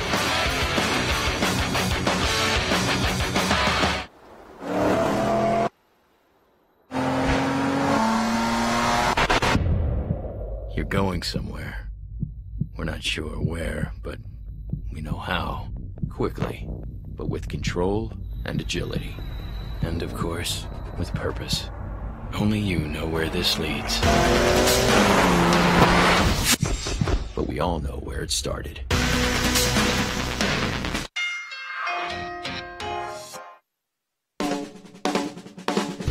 Here's to chrome. This kind of chrome, that kind of chrome. Chrome here, chrome there. Chrome by the inch, chrome by the yard. Now there's a unique sprayable quick polish to clean and protect any chrome surface with ease. Mother's California Gold All Chrome. Just spray, wipe, and buff your way to a brilliant shine. All Chrome from Mother's.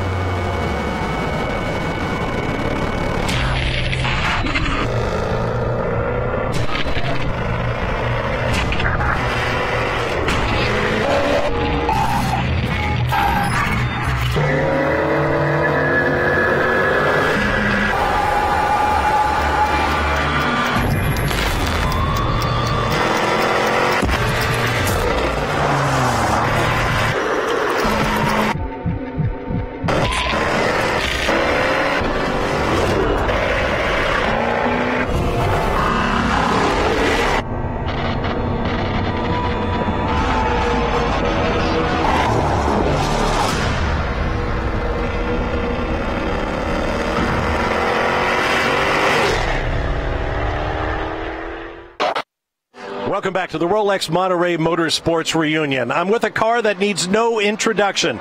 From the mighty Can-Am series, this is the Porsche 91730, prepared by Penske Racing and driven by Mark Donohue.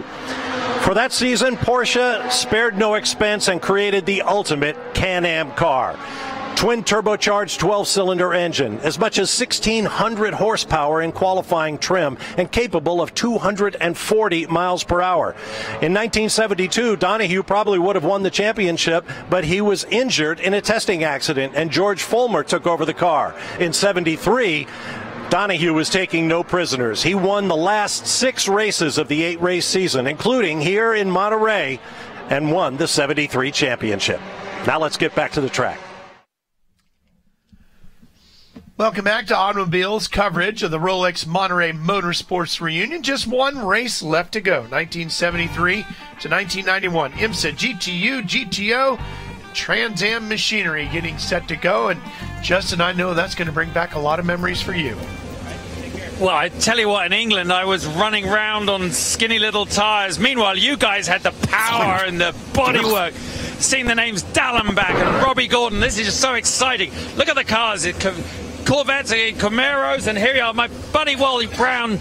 You're in a car, well, I don't think in your Camaro you're going to sneak up on anyone unnoticed. Oh no, all about the Trans Am series. Got to have some fun out here. Waldy's a big man in a big car. This car prepared out of his own shop, Brown's Classic Autos in Scottsdale. I love this division. They will make the most noise. Ralph, you've been talking about how my mic was almost overpowered by engine noise during some of those other races.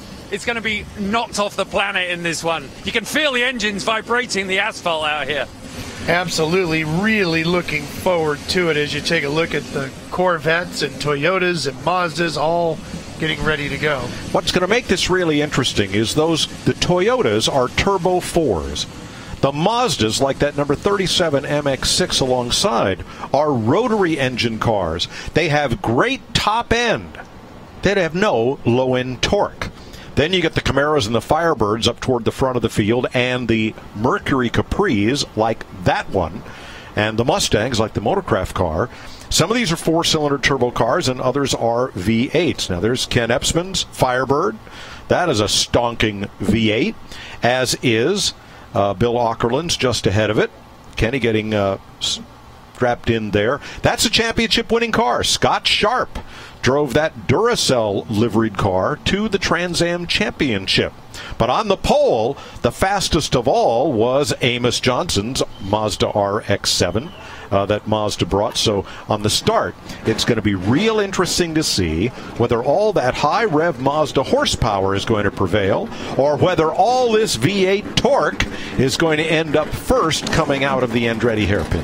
Well, before we get to the race, you know, the folks at Mothers are a big supporter of the Rolex Monterey Motorsports Reunion, and Justin had an opportunity to visit with them.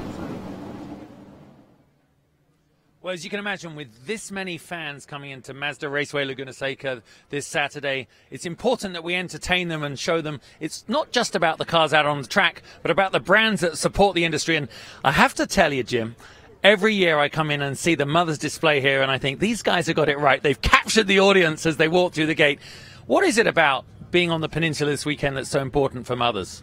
Oh, gosh. I mean, just take a look around you. It's sensory overload. I mean, from a golf course to the racetrack or even sitting in traffic. I mean, it just doesn't get any more cool. How important is it that you know, having, I mean, an amazing car like this behind us, this Shelby, how important is it we engage the young kids and people like you bring this sort of excitement to events like this? Well, I actually think it's extremely important that we engage at this level, because back when you and I grew up and our fathers grew up, working with these was cool. Yeah. And today, this is not cool to work with. What's cool is this. Yeah. You got to have a screen. So we need to re-engage, get these kids back in touch with paint care, car care, mechanics, get our schools dialed back in with educational platforms, and bring auto mechanics back in, or machining or woodworking, and make working with our hands cool again. So one last thing. You're here with all these amazing cars. We're surrounded by them. For me, as a former pro driver, I get itchy hands just watching. And I do like collecting cars. I think that's the other side of it. I love driving them. What are you? Are you a collector or a driver? Which side do you prefer? I am a collector and a purveyor of track knowledge, and we're here at Mazda Raceway 60 years. I'd like to know from you, what is the most challenging corner and why? Oh, reverse interview. I like this. For me, do you know what? Actually, oddly enough, it's turn 3 here as you go through that right hand, because it's so flat and neutral. Every time you go through it, you go, God, I could have been quicker. But my favorite is the left-hander uphill here, because the way it compresses the suspension as you go in. And actually, I won the Trans Am race here because I went down round the outside, so I have good memories of winning the one of the big races here. So setting 3 up makes you pass in 5. Exactly. You see, he's a racer as well as Jim. Great talking to you. Lovely having Mothers here. And as soon as you come through the gate, if you come here next year, you know where to stop. I always felt turn 9, Rainy Curve, Absolutely. was the one that was the most challenging. Was for me. There it is, up the hill, and here they are, down in the pre-grid, ready to go. What a lineup of machinery. Let's go back down to Justin. Well, I just wanted to touch base with you guys, because reading the top of these cars, the original driver's name is like a who's who of American motorsport history. Pete Halsma, Craig Pickett, Paul Dallenbach. It's incredible. Willie T. Ribbs. This is an extraordinary lineup. American racing in the Trans Am series. These guys used to get paid big money for the era. The racing was fast and furious. And I tell you what, you hear those engines now, guys? This is exciting. What a way to end the weekend. You know, we talked about Phil Mayer being reunited with his car. Lynn St. James was here this weekend, and she actually got reunited with a car that she drove back in the day that's in this race. She won't be wheeling it, but she got to crawl back behind the wheel and sit in the cockpit for a little while. That's right. That's Ross Meyer's Roush Mustang. And it was Wally Dallenbach Jr. Who drove that car. There's an ex-Scott Sharp car, that number 33. There's the car Elliott Forbes Robinson won the championship with. There's Amos Johnson's Mazda RX-7. Looked like a Buzz McCall Jack Baldwin car. Well, they roll out onto the racetrack. We're going to take care of a little bit more business, and we'll be back for the green flag after this. There's only one way to see this first. Get Motor Trend on demand now. The only place to see original automotive shows like Roadkill, Got it! Dirt Every Day, We're going 100 miles an hour! and Head to Head. He's not slowing down. Plus, watch motorsports, live events, and more. Start your free trial now.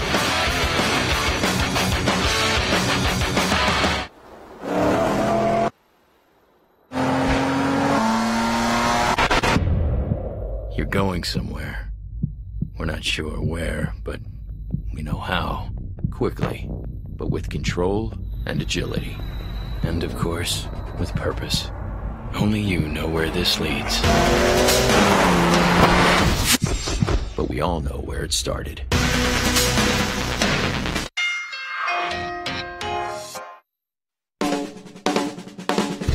Here's to chrome. This kind of chrome, that kind of chrome. Chrome here, chrome there. Chrome by the inch, chrome by the yard. Now there's a unique sprayable quick polish to clean and protect any chrome surface with ease. Mother's California Gold All Chrome. Just spray, wipe, and buff your way to a brilliant shine. All Chrome from Mother's.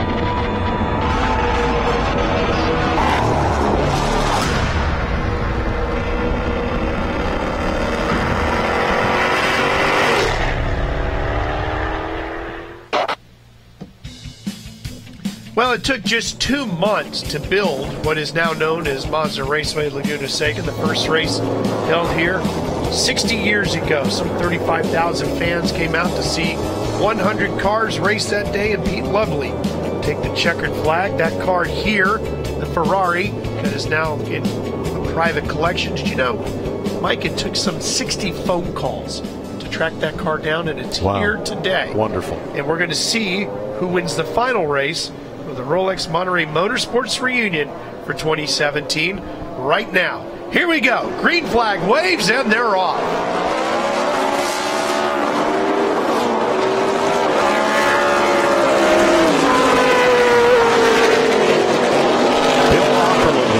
Chevy torque in that Scott Sharp Duracell Camaro leads the pack out of turn 2.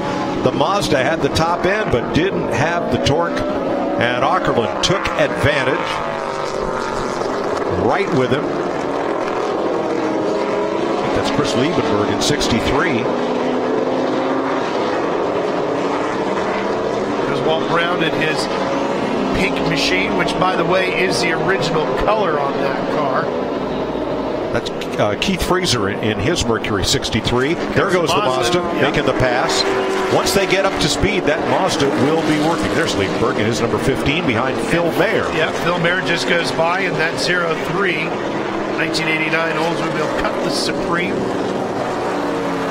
Joel Miller in the 62 Mazda, usually driven here by Jeremy Barnes. Ahead of Epsman, and then Car 37 is another one of the Mazdas, but a much different one. That's an MX-6 that was campaigned back in 1989. Tom Long running that car today. Ran back in the 1990 IMSA GTU season. John Finger behind the wheel then, won a handful of races, including Long Beach and Watkins Glen. Well-known Mazda dealer in Greenville, South Carolina. Looking for the outside pass. Not going to get it. Here's Epsman up the inside. There's Fraser's Capri and Ken Epsman giving chase. And then Firebird. Now, a furled black flag was shown, but I'm not sure at whom. One of those two cars. A furled black or clenched black flag means don't do that again. Right. An open black flag or waving black flag would mean come to pit road and talk to the stewards about it. Freezer's Mercury Capri right there is a Roush team car from back in 1984.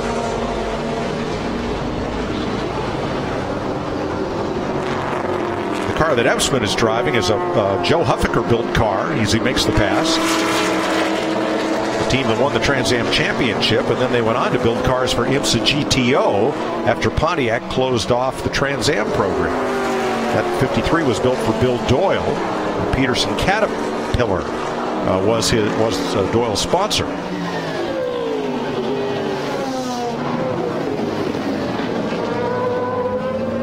The Whistler Mustang right there, car number 15, belongs to Chris Liebenberg.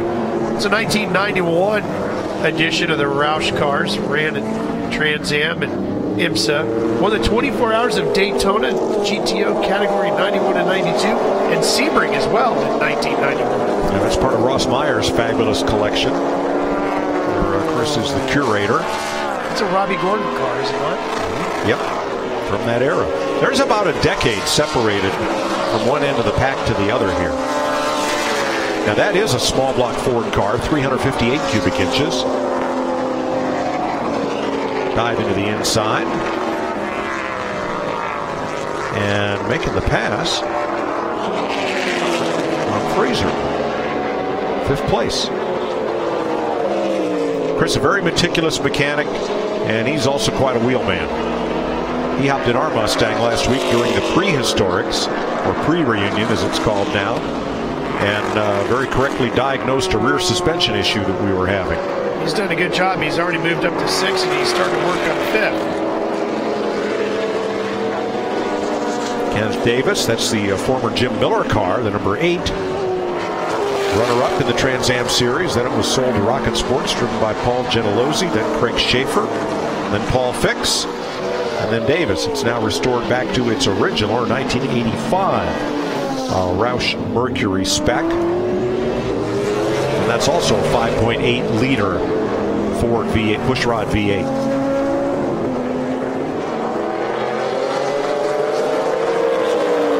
So look at a third on back here. Epsman, the teal colored car, Davis in orange, Frazier in red and white, Liebenberg in red.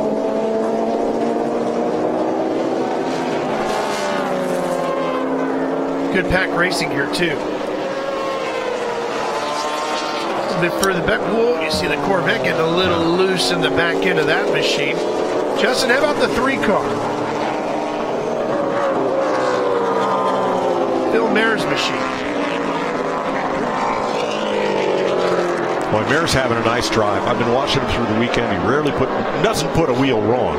He said he hadn't been racing in 25 years. You'd never know it. He said it's like riding a bicycle. I believe it. Justin, you got some more for us on Phil Mayer's car? Yeah, I was just talking with one of his crew guys. They own this car, he and his brother, 25 years ago. He hasn't seen the car since then, and really has done hardly any laps in it before he's out there right now. So it's just a nice story, obviously. Once a racer, whether on skis or otherwise, always a racer, I guess could be the story. Well, if you think Phil's nuts, Steve, his twin brother, just went to Loretta Lynn's this summer, just about a couple of weeks ago, and ran in the well over 40 division. Wow. That's dirt bikes, of course. The Mayers had an interesting approach to auto racing. They offered 12 months a year sponsorship. Because they had dual sports, winter sports and summer sports, and they got Xerox antifreeze and Coors beer to sign on as sponsors, and they promoted them skiing in the winter and racing in the summer. And that is the R.K. Smith number 77. Nick DeVitas is the driver from out of Washington. And facing the wrong way. Yep. Car doesn't look happy. That was one of the Chevy Berettas.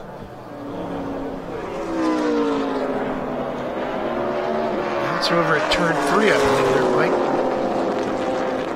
Yeah, he's right at the exit of turn 3. The car over-rotated and spun on exit. There's Bill Ockerland's Camaro. You know, the Mayers also competed in, you probably remember, the American City Racing League series. Ran Sports 2000 cars and actually had sponsorship, if you will, from different cities.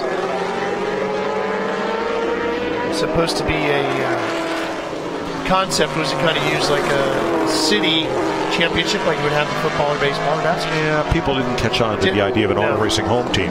Ockerland with a hand in the air. I talked to Bill before this race. He knew that he would have that Mazda either right on his tail or right in front of him the whole race long. And it looks like Ken Epsman has caught that group. Looks like Phil Mayer's closing in on Malone's number 88, that big thumping Corvette protofab car. It was campaigned by General Motors in the 88 season. Yeah, that was a Darren Brassfield car. And still a lot of original parts, original conditions there. Darren, a driver from Northern California out of San Jose.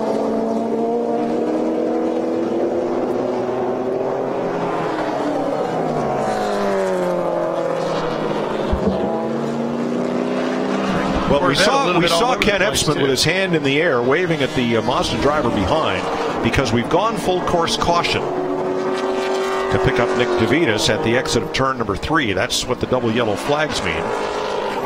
University of Tennessee had optional. Well, I think this has got to be a big break for our driver in the Mazda, Miller. He's going to get right on the backside of Ockerland here. Yes and no. Yes, because it closes him right up to Ockerland's rear bumper.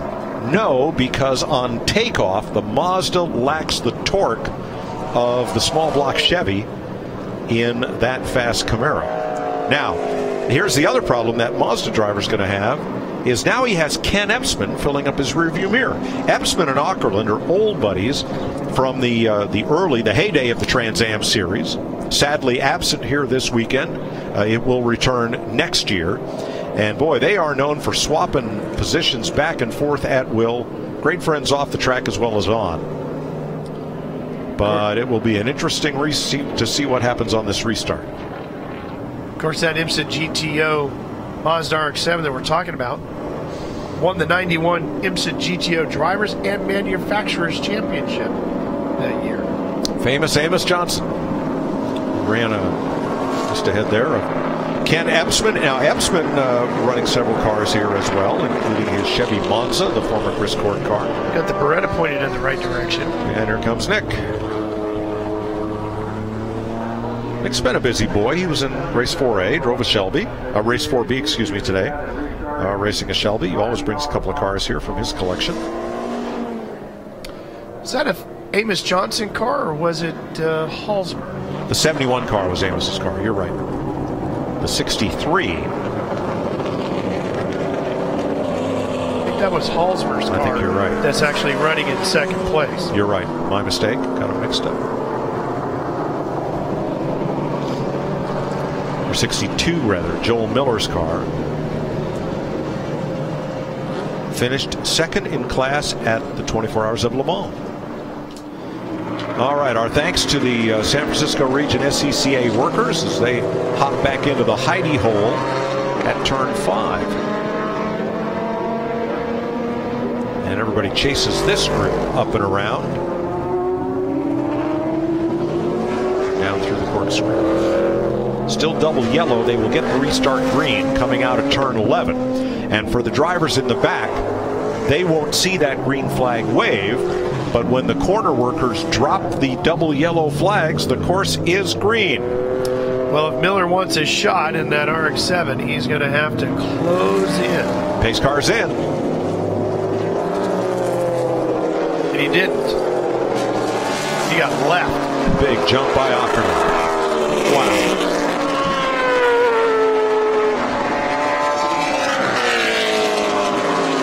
Well, he had a shot with him, Mike. He had to be right with him coming off the corner, and he just let him get away coming to the green, didn't he?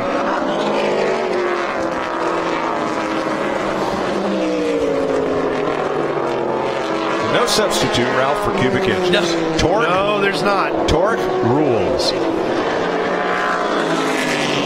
Well, I've owned RX-7s, as you have, and I've owned Corvettes, as I think you have, and I can tell you, if you're going to pull a stump out, you need the big old American V8, which is what's in that race-leading car. Fourth place battle, the Mercury, the Davis, and the Roush Mustang, the Whistler Mustang, Liebenberg. Those two should be pretty evenly matched. This one winding down with 7 laps completed, the final race in the 2017 edition of the Rolex Monterey Motorsports Reunion.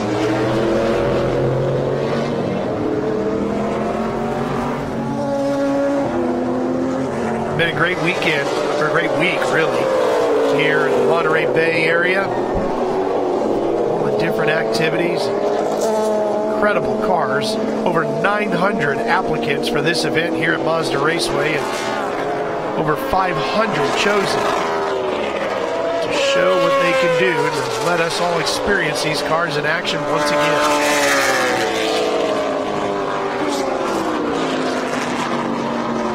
Liebenberg looking high and wide into turn 2, and he closes within just feet of the number 8.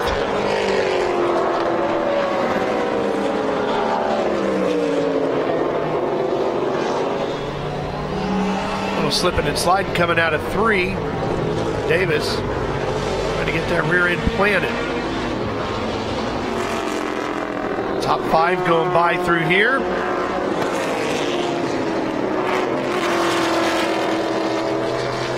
Next best chance for Liebenberg, absent the corkscrew, would be turn 10 or 11.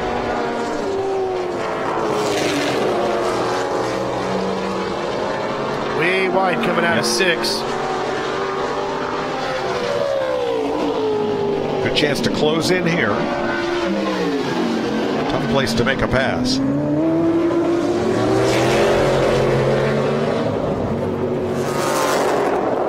It's really, you come through the corkscrew and you got to be right on your line there, Mike, because if you hit all the corners right coming down, it sets you up for the pass at 11. Here it is, Liebenberg looking to the inside. I don't think he's quite close enough. He stays on line. Had a little tighter line than Davis. And here they come up the hill. There's one more chance. And it looks like they're catching up Ken Epsman. Yeah, they've reeled his Firebird in a little bit. The gap is only a second. Liebenberg's there. The way these cars are sliding around now in the late afternoon sun, it's going to be hard to make that pass. Back up front, Bill Ockerland, a finance specialist from Holland, Michigan, has quite a fleet of former Trans Am and IMSA cars, 7 at last count, including some of the under 2-liter variety. This is obviously one of his favorites. We've seen him bring it out here before. Great looking car, and Scott Sharp made famous. Wears a couple of battle scars, but Bill says, I don't want to paint it. That's all original paint until it's all gone. A couple of bare spots here and there, no problem. Same thing with Phil Maier's car, 25 years old and running the original paint on it. Well, the Mazda's right there. Closed in, hasn't it? Right there.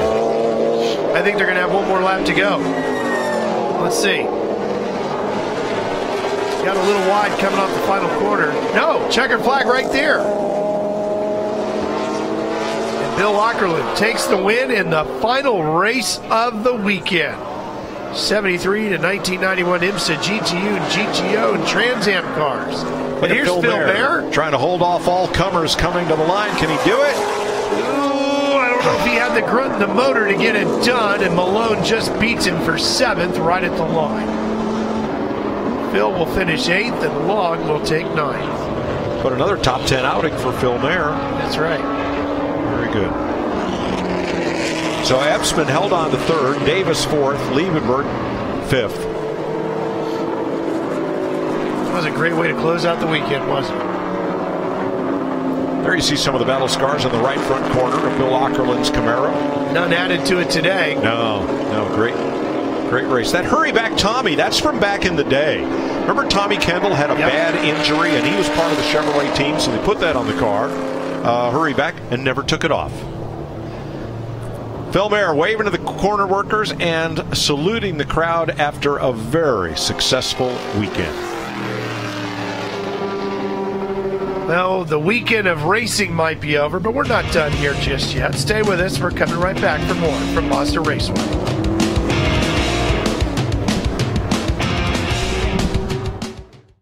There's only one way to see this first. Get MotorTrend on demand now. The only place to see original automotive shows like Roadkill. Got it! Dirt every day. We're going 100 miles an hour! And head-to-head. He's not slowing down.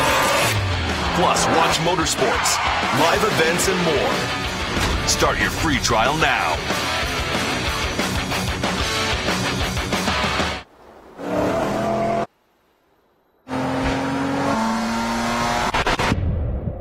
You're going somewhere. We're not sure where, but we know how. Quickly, but with control and agility. And of course, with purpose. Only you know where this leads.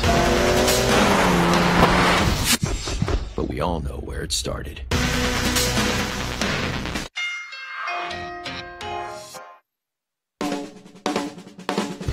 Here's to chrome. This kind of chrome, that kind of chrome. Chrome here, chrome there, chrome by the inch, chrome by the yard. Now there's a unique sprayable quick polish to clean and protect any chrome surface with ease. Mother's California Gold All Chrome. Just spray, wipe, and buff your way to a brilliant shine. All Chrome from Mother's.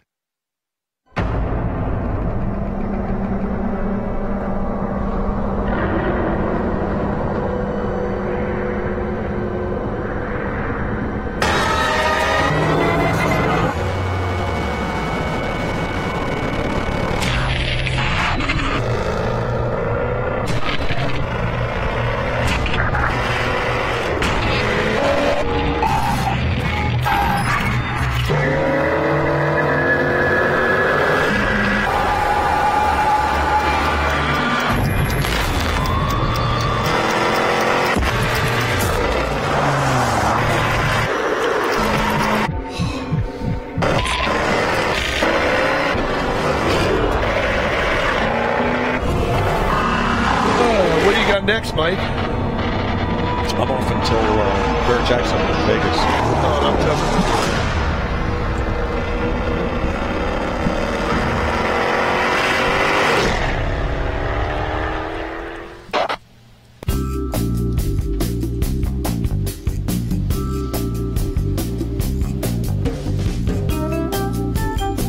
Automobiles coverage of the Rolex Monterey Motorsports Reunion is brought to you by Jaguar, the art of performance.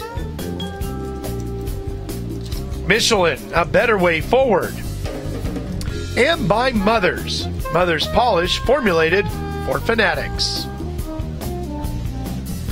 Well, the racing is done on track here at Mazda Raceway Laguna Seca, but there's one more special event. You can see them rolling out onto the racetrack now. Koenigsegg is here. Some of their incredible machinery, and they're going to get a little track time in. We talked about the supercars and the hypercars, and what Koenigsegg is definitely in that category. Here they come rolling out at turn 5. Let's go down to Justin. Boy, you know, Justin, these cars are just incredible when you see them in person. Yeah, you know, all weekend I've been envious but not jealous of my colleagues out there driving these magnificent machines around.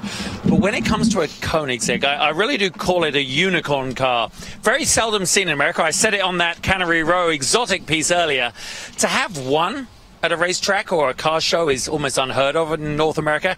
To have 10 like they did down at the exotics on Cannery Row was outrageous. So what a nice way to finish it off, to have perhaps the latest example of a hypercar.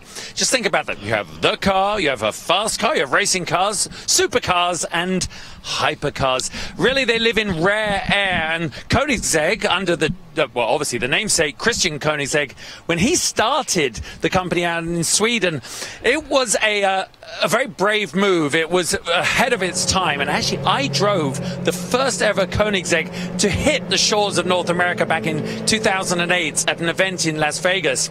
I was driving journalists around. It was a completely analog experience in that particularly early version. No ABS, no traction control, only 960 horsepower. It was the most massively cool experience. A lot of the journalists spun the car, believe it or not. What a shocker. And that's what made me think, you know, maybe I should give this media thing a go. And here we are all these years later. I don't know who's actually driving the car. Someone very lucky. Obviously, Ralph, you're my invitation passed us by, but they're so hand-built. You have Pagani's Zonda, which is a car I'm a very big fan of, but the Koenigsegg, it has a more functional side to it. It is like a bejeweled object. The way they package the rear suspension, it has they make their own engine, and then you look down at the crossmember through onto the logo. It really is spectacular. Okay, you have 1, 2, 3. Okay, this is, I don't know, do you call them a gaggle, a group, a shoal, a swarm? All I can tell you is that's 2 million. That's another 2 million. Another 1.8, another 2. You've got the Agueras going by. There's another Agera S.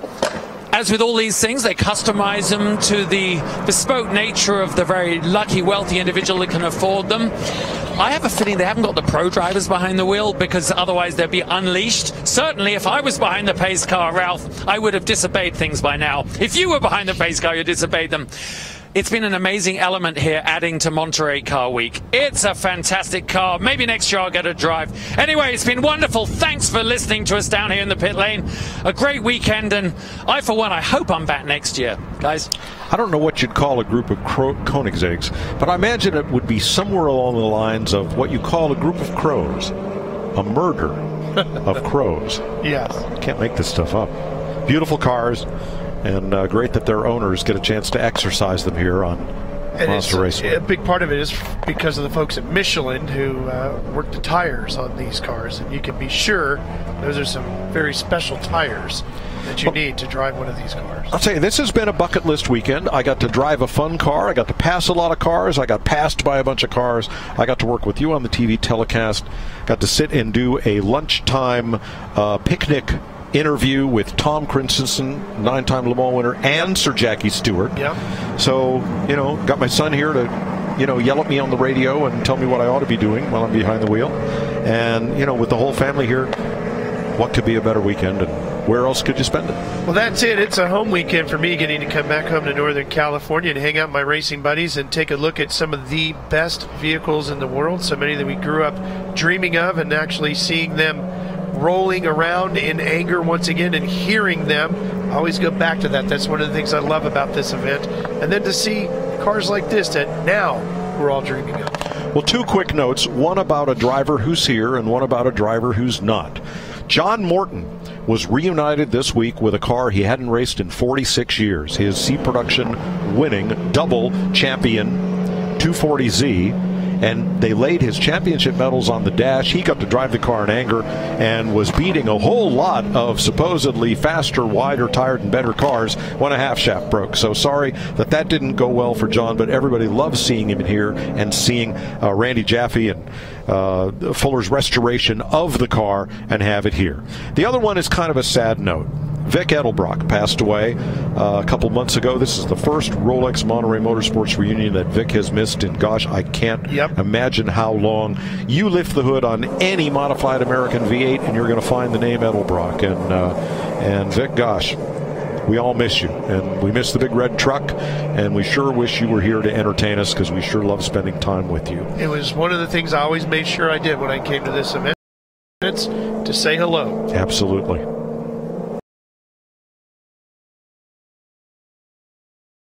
Talked about immediately after today is over. We all wait to hear what the featured mark or celebration will be for next year. We're told it's close. They just couldn't announce it today, but we were told we can say it will be a big part of a massive celebration of Formula 5000 cars. All right. So we look forward to that. Hopefully we will all be back for more of Automobiles coverage of the Rolex Monterey Motorsports Reunion next year. My buddies Justin Bell and Mike Joy, Chuck Dressing, and Bob Varsha, I'm Ralph Shaheen. So long for now. We sure hope you've enjoyed Automobiles coverage of the Rolex Monterey Motorsports Reunion presented by Michelin. So long, till next year.